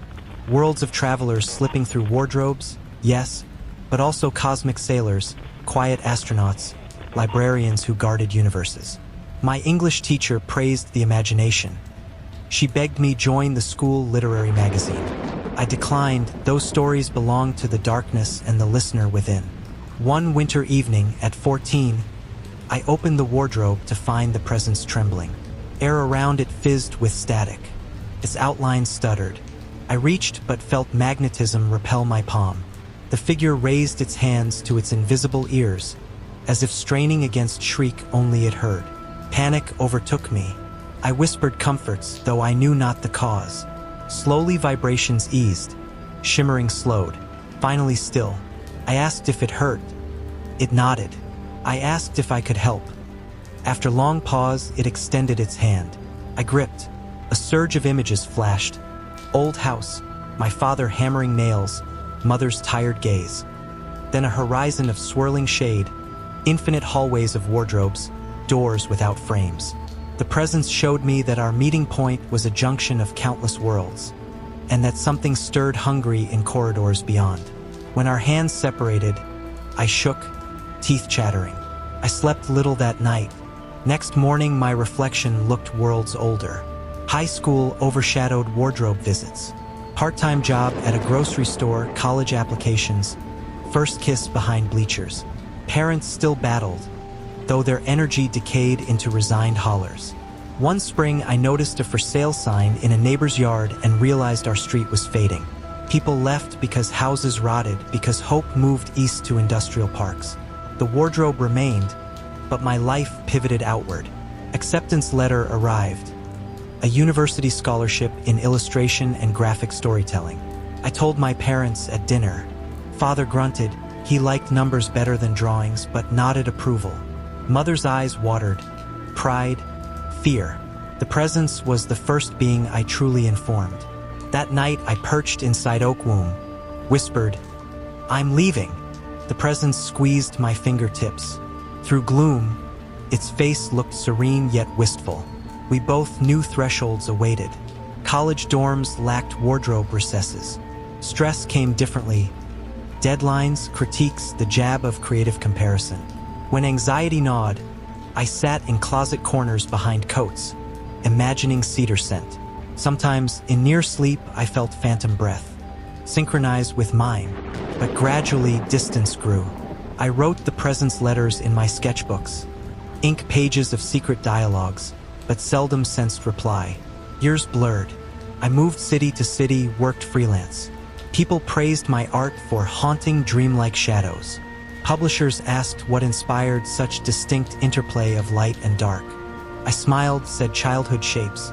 One summer, I visited home after a year away. The neighborhood looked hollow. Many houses boarded. Thin weeds cracked pavement. Parents still argued, but voices seemed tired, brittle. Power bills stacked. Father's lungs wheezed from roofing tar. Mother's cardigan lost its final pearl. She still kept it. I slept in childhood room. The wardrobe loomed, door closed. At midnight I roused to tapping, soft. My heartbeat flooded ears. Slowly I opened both doors. Dust swirled.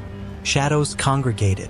Then, from inside, a figure emerged, fully, dense, vivid as flesh. It stepped into moonlight. Our heights matched. Its features mirrored mine, yet shimmered translucent. We regarded each other. For first time it spoke clearly. "The dark served you, but you must serve the dark." Words chilled marrow. I asked what that meant. It stepped aside, revealing that dim doorway deeper within, now luminous, edges pulsing. Wind rushed outward, though my hair did not stir. Distant wails echoed. The presence's pupils brimmed starless night. "Listen," it said. "Beyond is a place where discarded fears breed. They leak. You could bar them. You alone." It lifted its hand, my hand, and traced lines of age I had gained. "Take watch." A lifetime of dodging household storms had prepared me for vigilance. Yet dread rooted. Enter that realm? Could I return? What of parents sleeping down hall? What of career budding? The presence answered unvoiced thoughts. "You may choose. Fear outside or fear within. Both devour you." I inhaled cedar, dust, home. Slowly shook head. "I walked away once. I choose light." The presence's shoulders slumped. I nodded, eyes shining regret. "Then I guard alone. But shadows still follow you. Create wisely." It re-entered wardrobe depths. Doorway dimmed, sealed. I touched oak grain. Warm. Next morning I told parents I would help fix doors. Father laughed, fetched toolbox. Together we hung a long missing bedroom door, hinges chirping but solid. Mother stitched her cardigans open and closed, declared she no longer needed pearls. I left that afternoon, new resolve. I draw stories of darkness, yes, but I imbue them with choices, doors, refuge. My readers find terror, but also empathy. I became, perhaps, a warder of shadows through ink.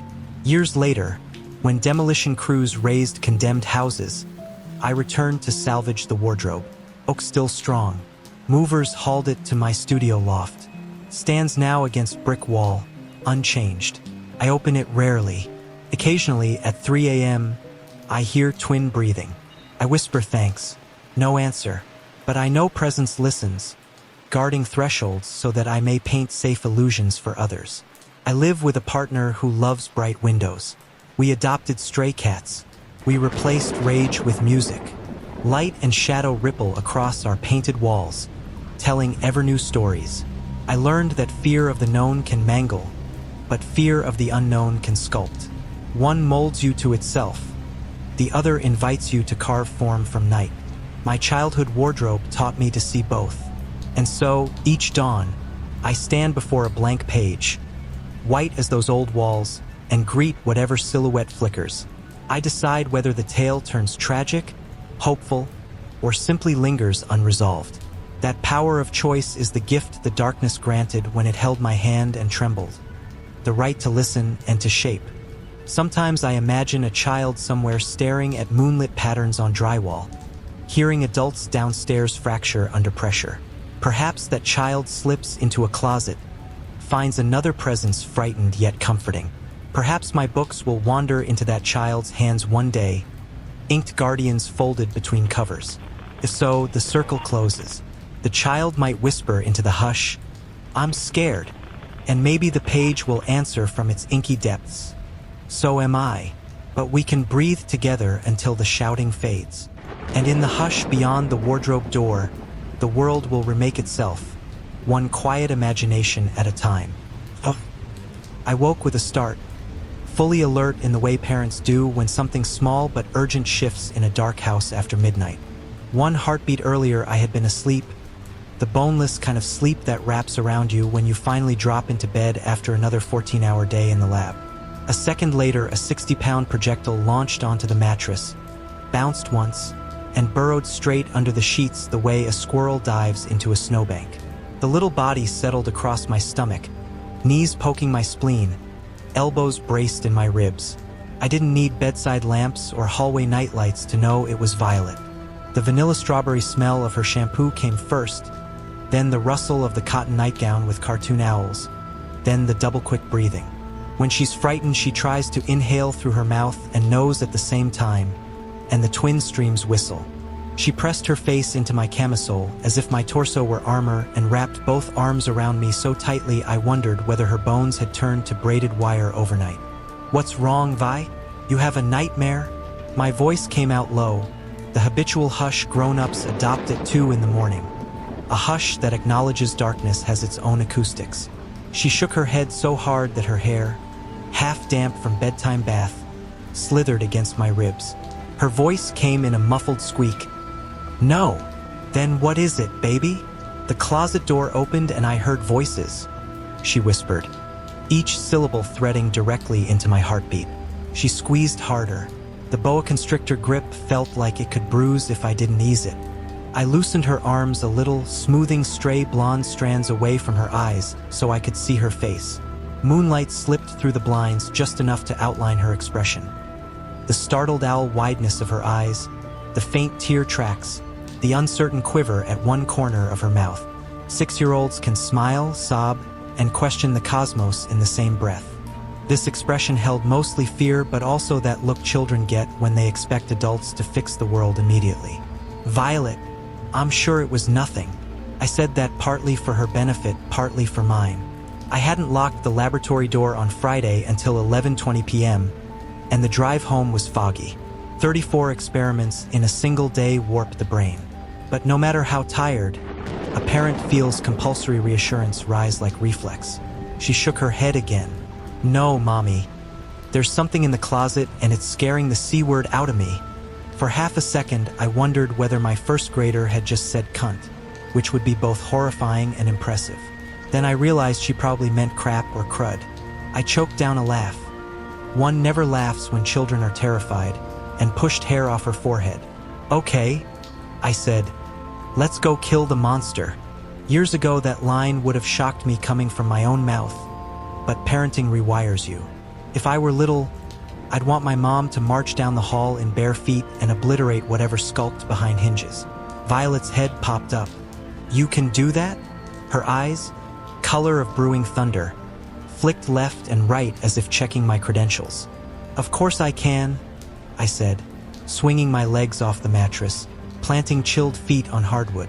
The floor was cool enough to center me. I padded to the ensuite bathroom, rummaged under the sink, and retrieved the nearest aerosol weapon, a tall silver bottle of pine-scented Febreze. "You see this?" I held it up like Excalibur, her face scrunched into suspicion. "Isn't that what you use to make the couch smell like Christmas?" "True, but it also kills monsters." "No, it doesn't." Her preschool debate club tone underlined the absurdity. I was too exhausted to craft flawless logic. "Oh, but it does. This one's special." "How?" She tipped her head, skepticism dripping from every syllable. 6 is the age when children test the tensile strength of adult explanations. "Because your mom," I said, makes medicine for a living, and that means I know how to put a special monster-killing serum in this spray. Look, have you ever heard monsters upstairs on the couch after I spray it? Violet considered. Her brow furrowed hard enough to press a line between her brows. No. Have you heard them around the coffee table or on the rug where I clean? Jaw slackened. A legitimate light bulb moment. And you haven't sprayed my closet, so of course they hide in there. Exactly. I gestured for her to follow. We padded through the hall, me with bottle raised, she shuffling in owl-print slippers. Her bedroom door was open, the shape of the closet gleaming in pale slashes of street lamp glow. I told her to climb under blankets. She clambered in, pulling the quilt to her chin but keeping eyes pinned on the closet as if she expected talons any second.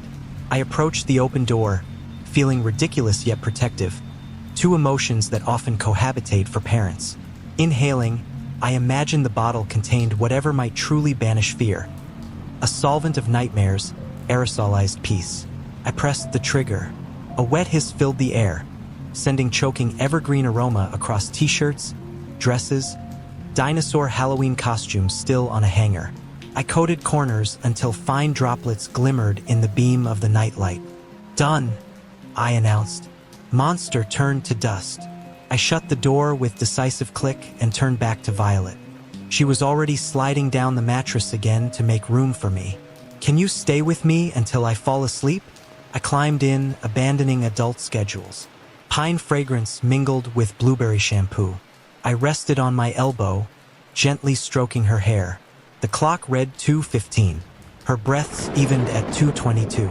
By 2:29, she was slack against my shoulder, limbs heavy. I planted a kiss on her scalp, extricated myself, and tiptoed toward the door. The closet door squeaked. I froze, one hand on the doorknob, eyes on the rectangle of blackness now yawning behind me. I could swear I'd closed it. Annoyance blunted the edge of unease, probably too gentle with the latch. I crept back, pulled the door until beveled would kiss the frame, applied definite pressure. Closed. Problem solved. Back to the hall. 2 steps. Another scrape. That sound of wood sliding across hardwood. My pulse skipped. I rotated, slow. The closet door gaped half a foot. The vanity stool that belonged under Violet's purple desk now rested directly inside the angle, as if someone had placed it there to prop the door open. A draft breathed down from the overhead vent, lifting hair at my neck. I wanted a rational explanation, air pressure, house settling, but stools do not scoot unaided across the floor. I positioned the stool firmly under the doorknob, wedge style, felt weight settle. Then I padded 3 steps backward, not daring to risk turning my back yet, until I reached the hall. I oriented the stool again to be sure. Yes, lodged. The hallway smelled faintly of Febreze. I exhaled, then proceeded toward my bedroom. Halfway down, I heard the chair scrape, a long, deliberate sound. I stopped. My feet were bare on the hallway runner, and the night had gone so quiet that my heartbeat echoed in my ears. The scrape came again, wood dragging over boards. Then a whisper so faint it could have been old plumbing. Except it was a voice. Or 2. I edged back until I could peer through the cracked door. The bedroom lay dim. Violet's silhouette curled under covers. Moonlight, brightened by my adrenaline, made every object hyper-real. But my gaze fixed on the closet. The door again stood a handspan open. The chair no longer braced it. Instead, the chair sat a little left, angled. Someone or something had moved it deliberately while I was 5 strides away. Above the chair, a darker blackness floated, interior deeper than the rest of the room's night, and whispers, now audible. "My mom killed you. You're supposed to be dead." Violet's voice tiny but firm. A second voice answered, throaty, lower, not adult, not child either. "But I'm not." Ice replaced every drop of my blood. Violet was awake.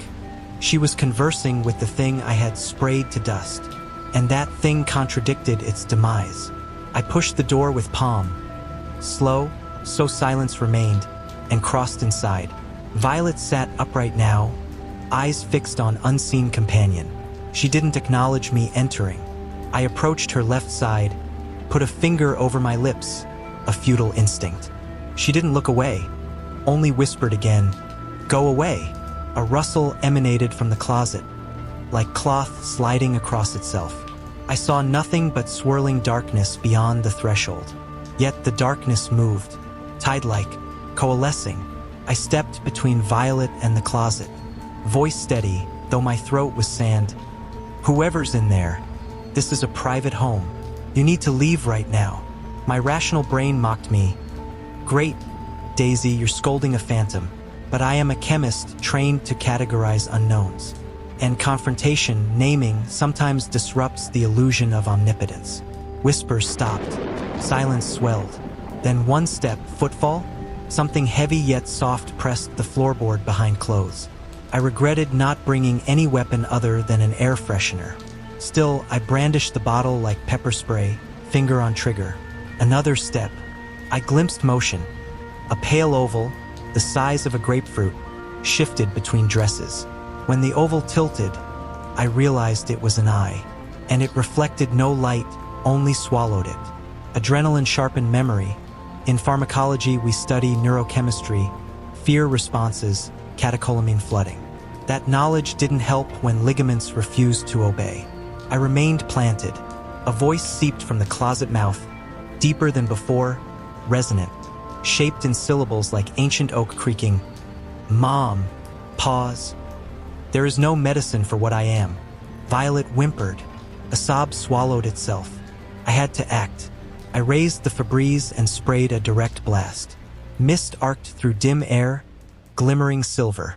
It settled on hanging coats, on dresser mirror, on nothing living that I could see. Yet the unseen presence slammed back into shadow, hissing like steam.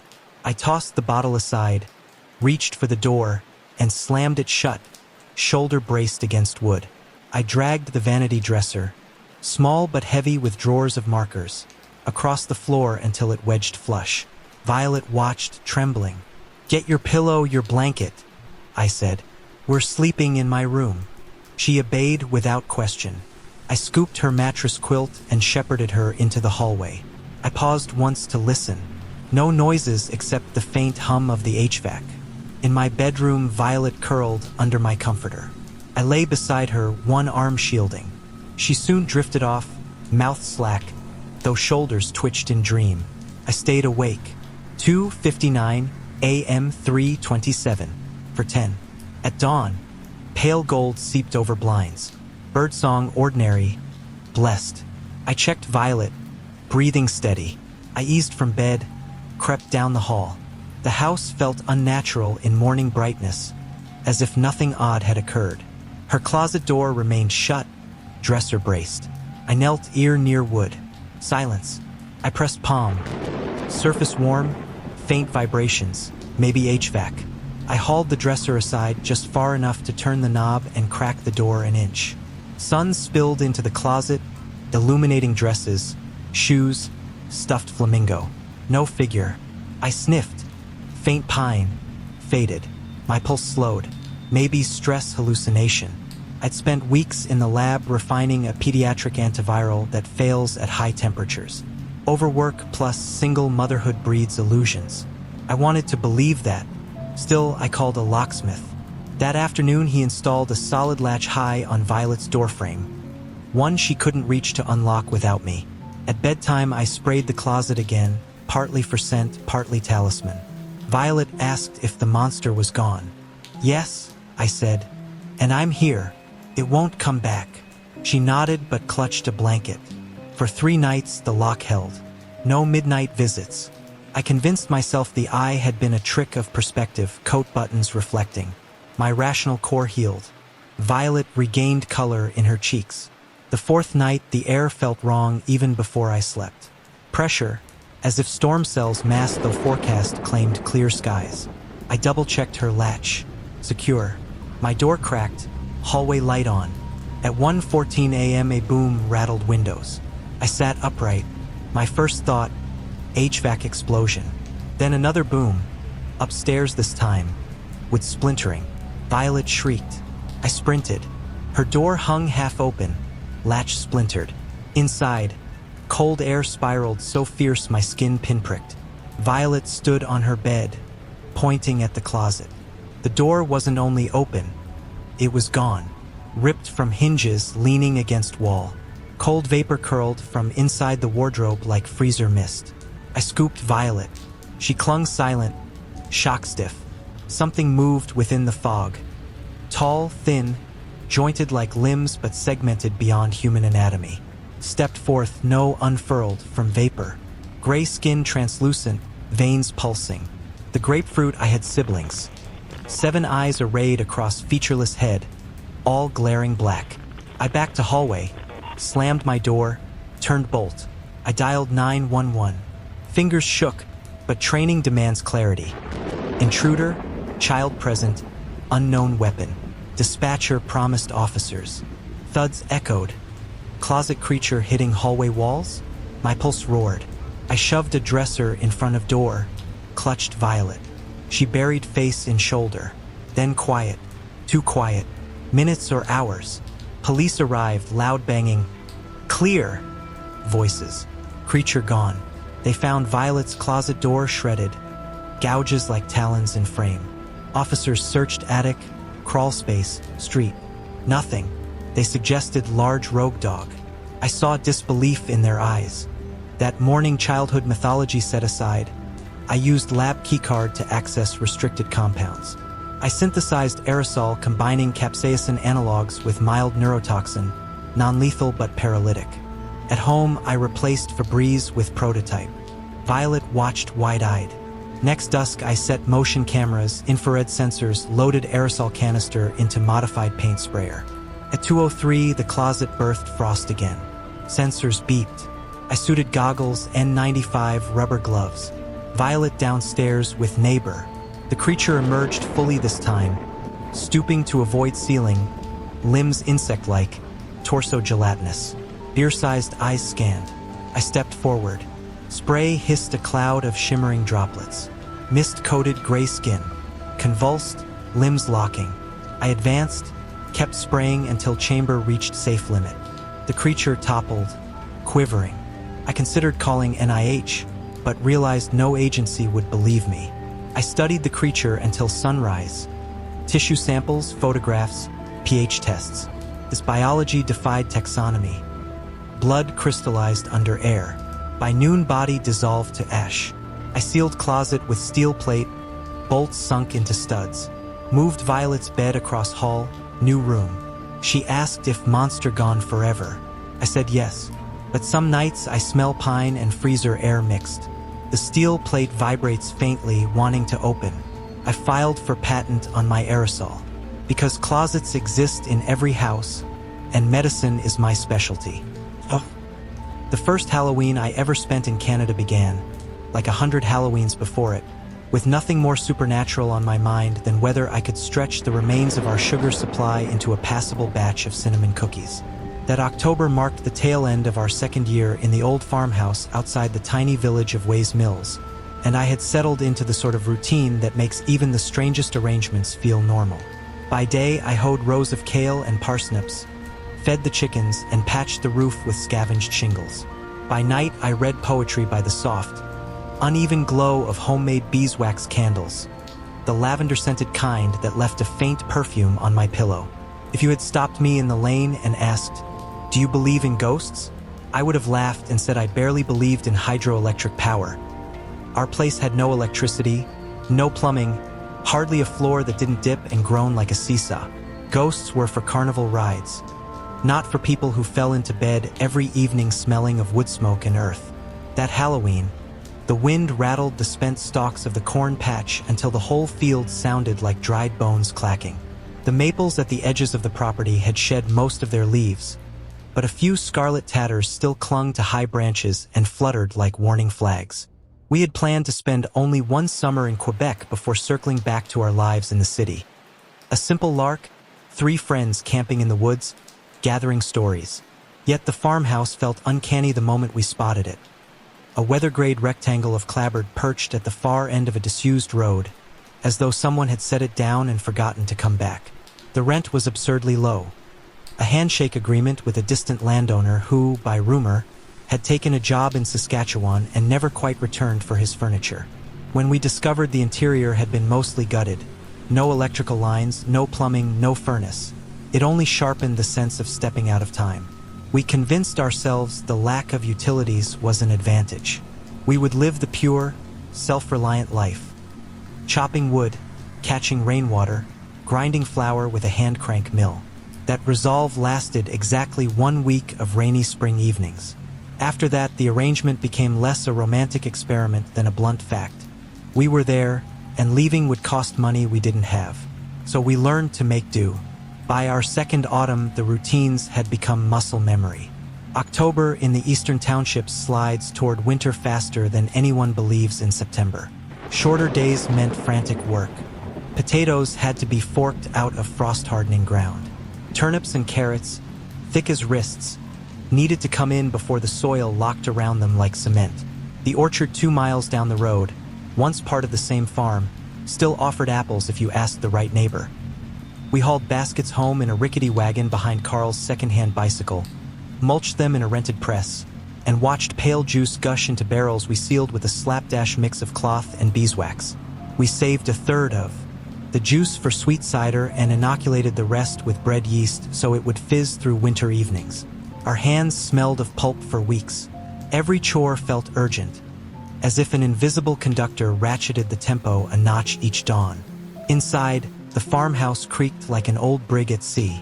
With no insulation, heat bled through the walls the instant the sun dropped. We relied on 2 cast-iron stoves, one in the front kitchen, the other anchored in the corner of the combination sitting room and bedroom my friends shared. We'd lay the biggest, slow-burning logs at twilight, bank the fires with ash, then crawl beneath piles of mismatched quilts. Carl called the quilts vintage, the way real estate agents call mold quaint. They were good heavy things, though, stuffed with the feathers of geese that had probably flown over the property a century earlier. My own bed lived in a narrow side room that had once been a pantry. We found a mismatched door in a heap of salvage and set it on crude hinges so I could shut out the wood smoke and the hoot of the wind. By late October, the air felt thin enough to snap. My breath made pale ghosts every time I ventured outside, and the sky developed that sharp, lacquered blue you only see in cold weather. We spent the week leading to Halloween in a blur of labor, dragging a 2-person crosscut saw through maple logs thicker than the width of my chest, stacking cords of wood along the lee side of the house, hanging quilt after quilt on the line so the breeze could pound out the must. I woke before sunrise and collapsed after dark, so tired I sometimes dreamed I was still hacking at tree trunks. The evening of October 31st arrived without a hint of novelty. We didn't expect trick-or-treaters, and if any local children had made the trudge to our lane in search of candy, they would have been rewarded only with boiled turnip or a ladle of half-fermented cider. At twilight, Carl slid 2 last logs into the parlor stove. Annie ladled brown rice into chipped bowls and added sautéed leeks from the last of the garden. We ate in near silence, the quiet of exhaustion. After washing dishes in water warmed on the stovetop, we said goodnight with the camaraderie of people who have shared long months of unspoken intimacy. I lit my lavender candle, opened my battered paperback of Houseman, and propped it against my knees. Before I'd finished the first stanza, loveliest of trees, the cherry now is hung with bloom along the bough. I felt words merge into gray streaks. I snuffed the candle, noting the faint glow of embers in the hallway stove, then surrendered to the down comforter. Sleep came instantly. The next thing I registered was a prickling at the back of my neck, like chill breath on skin. My eyes snapped open. I had no sense of how long they'd been shut. Could have been 10 minutes or 2 hours. The room around me was black, save for a strange brightness seeping from the sitting room. At first, I assumed Carl had stoked the stove too vigorously and a knot of cedar had ignited. Then I realized the light didn't pulse orange the way firelight does. It shimmered white like sunlight refracting through ice. And it moved. A ribbon of radiance slid up the corner wall in the sitting room, rippled, then folded back on itself as though guided by unseen hands. My initial urge was to call for Carl or Annie, but the peculiar hush in the house silenced me. The sound felt denser than quiet, as though the timbers themselves inhaled and waited. I stared from my bed, watching the wavering glow. It seemed neither flame nor lantern beam nor moonshine. It felt alive, or at least purposeful, the way a fish's sudden dart underwater feels more than random current. I tested the possibility of dream, blinking hard, pinching the inside of my forearm. Nothing changed. Minutes or seconds passed. I became aware of sweat along my collar despite cold air around me. Something about the light beckoned, although beckon is too gentle a verb. Compelled, perhaps. I swung one leg out of bed, planted it on the warped pine floor, and let weight shift forward. At that moment, a wave of cold surged from ankle to scalp. An icy tremor so profound it felt external, like stepping through a waterfall. Reflex yanked my leg back and I tucked myself under quilts, shaking. The shining continued its measured choreography along the wall. I listened, expecting footfalls or rustle, but heard nothing. Finally, I reached for the wooden matchbox on the crate I used as bedside table. My fingers fumbled the striker. The match flared, illuminating chipped paint and my own wide-eyed reflection in the broken shard of mirror leaning behind the candle. I touched flame to wick. The lavender candle caught, its scent briefly comforting. When I looked up again, the living room brightness was gone as though swallowed, leaving only indigo darkness. I lay trembling. My rational mind insisted on explanations. Phosphorescent insect, trick of moonlight filtered through warped glass, but none fit. The hush returned. Eventually, exhaustion pulled me under. At dawn, Annie barged in with her habitual cheer. She believed coffee solved everything, and tugged my shoulder. I rose, groggy, the night's memory indistinct yet potent. The kitchen smelled of oatmeal and wood smoke. Carl sat with a mug of chicory brew, scanning a dog-eared manual on chicken coops. Morning felt solid, real. Still, I recounted what I had seen. They laughed. Not cruelly, but with the kindness people use when indulging a friend's overactive imagination. They'd heard no commotion. Nothing had burned. You dreamt it, Annie said, pressing a spoon of honey into my coffee. Halloween does that. I refused dismissal. I led them to the sitting room corner. Carl crouched, running calloused fingers over spotted timber. Well, damn, he muttered. The paint bore faint, irregular streaks, pale gray smudges that caught morning light differently, almost pearlescent. We hadn't seen those before. Could be sap leaching, he suggested, but looked unconvinced. Annie touched the markings, then sniffed her fingertip. Smells like nothing, she said. Not smoke, not sap. Nothing. We stared at the wall until the kettle whistled. That afternoon we cycled to Magog, the nearest town with a proper public library, and spent hours leafing through dusty local histories.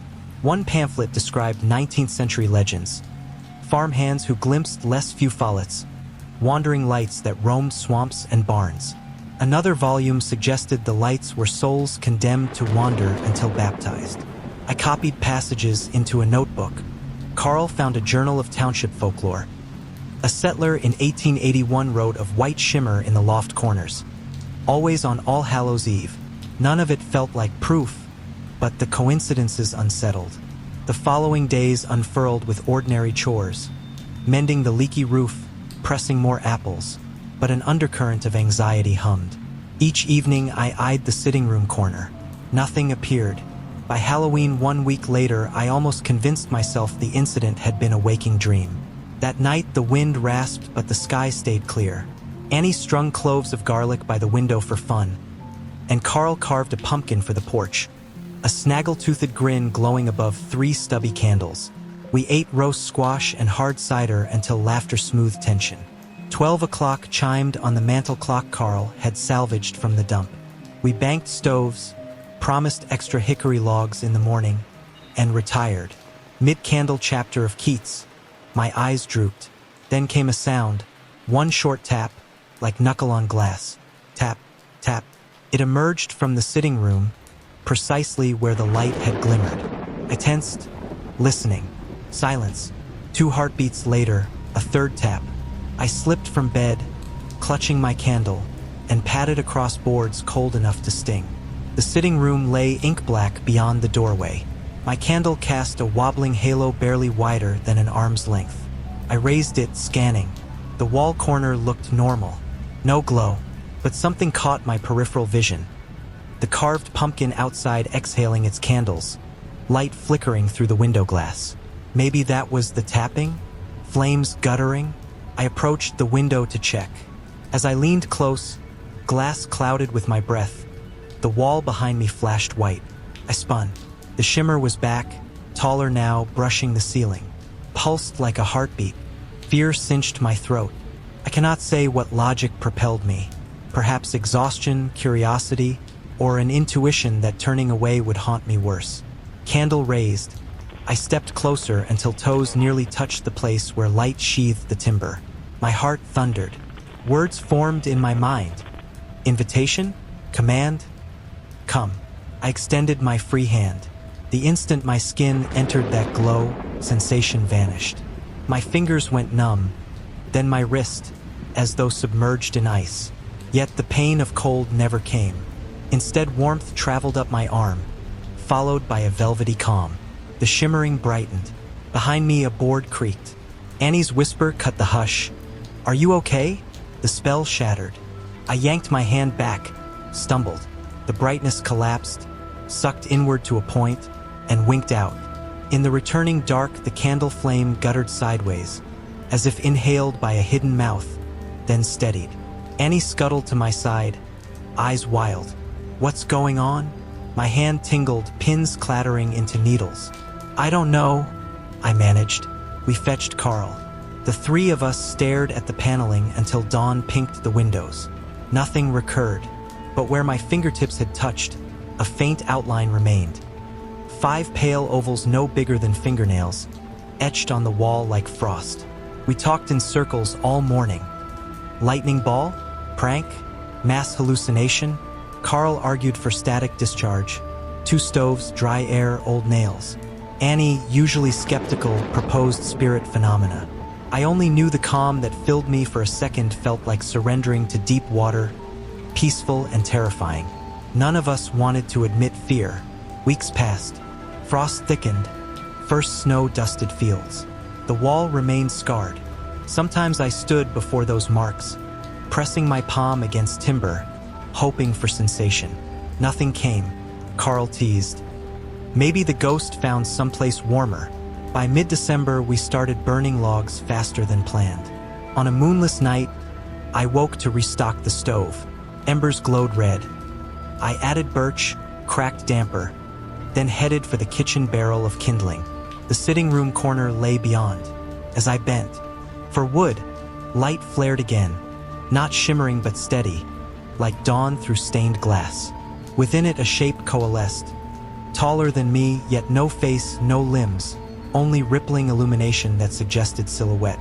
This time I felt no fear. I sensed instead a vast longing. Words vibrated inside ribs. "Help me," whether implanted thought or whispered air. I cannot say. Instinct answered, "How?" I spoke aloud, voice rasped from sleep. Light shifted, narrowed to a slit, then widened. I understood, not a door but an opening. Inside it lay unfathomable dark threaded with stars, like the universe condensed into hallway proportions. A breeze exhaled, smelling of stone cellars and lilacs simultaneously.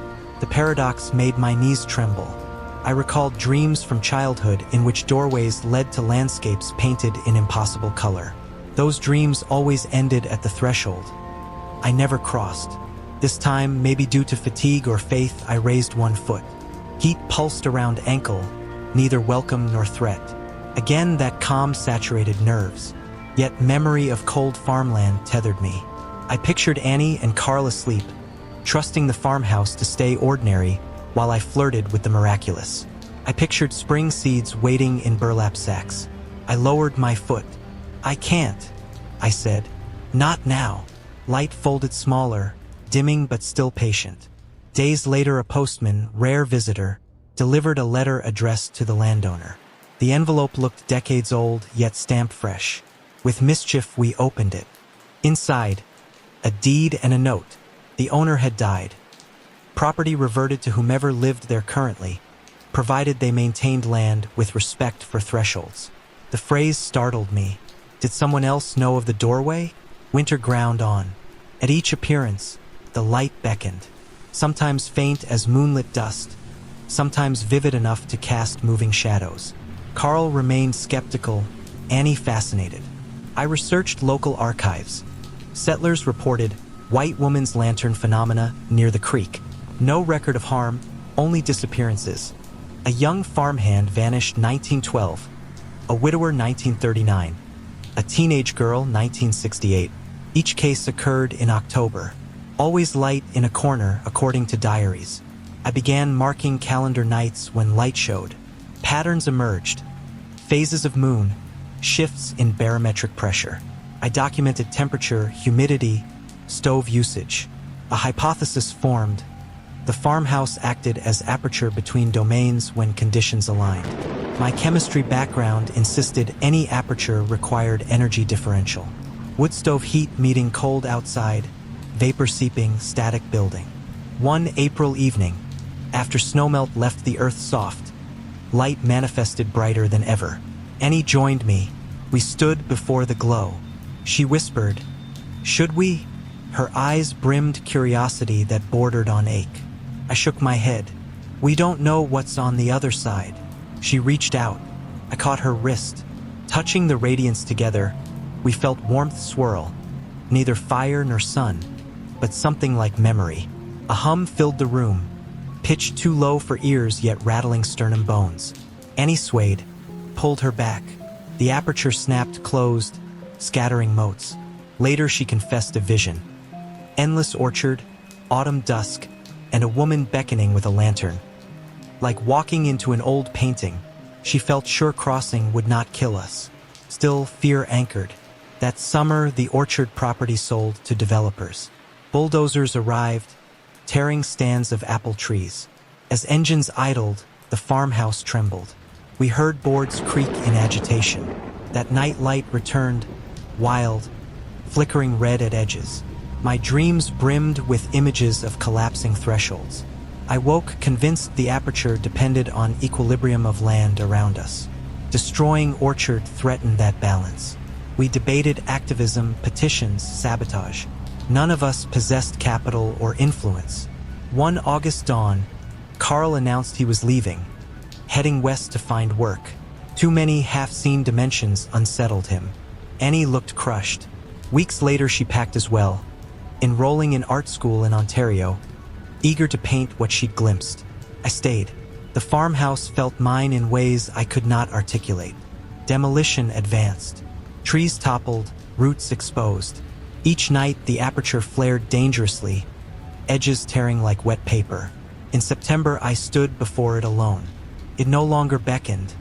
It demanded. Rooms elsewhere yawned open, devouring night. Wind from the portal whirled pages of books across floorboards. Glass rattled. Ash from the stove lifted in ghostly spirals. I realized a choice hovered. Preserve the open wound alone or step through and trust wherever it led. Weeks of journaling, calculations, dread. Finally, on the anniversary of first sighting, I loaded a canvas rucksack. Water flask, notebook, sprigs of lavender, candle stub. I wrote a letter to Annie and Carl, explaining nothing but gratitude. I banked the stove, swept the floor, laid a hand on timber etched by ghost fingerprints. Midnight, the aperture shimmered silver. I inhaled lavender, stepped forward. Cold enveloped my ankles, then warmth curled like sunlight. My last contact with the farmhouse floor was the board beneath the marks. I felt grain under toes, heard whisper, "Welcome." Then I crossed. I expected cosmic vertigo. Instead, silence layered upon silence, so dense it rang. I stood in an orchard at dusk, rows of apple trees in perfect bloom, though calendar said October. Lantern light bobbed between trunks. A woman in wool cloak, face neither young nor old, eyes luminous. She smiled, an expression older than language, and turned. I followed. We walked until farmhouse lights faded behind trees. The air smelled of cedar and fresh rain. Overhead, no stars, only luminous mist. I asked who she was.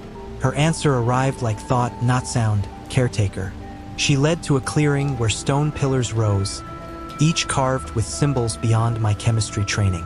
One pillar glowed, the pattern of our farmhouse corner. Others dimmed. I understood. Each pillar represented a threshold somewhere.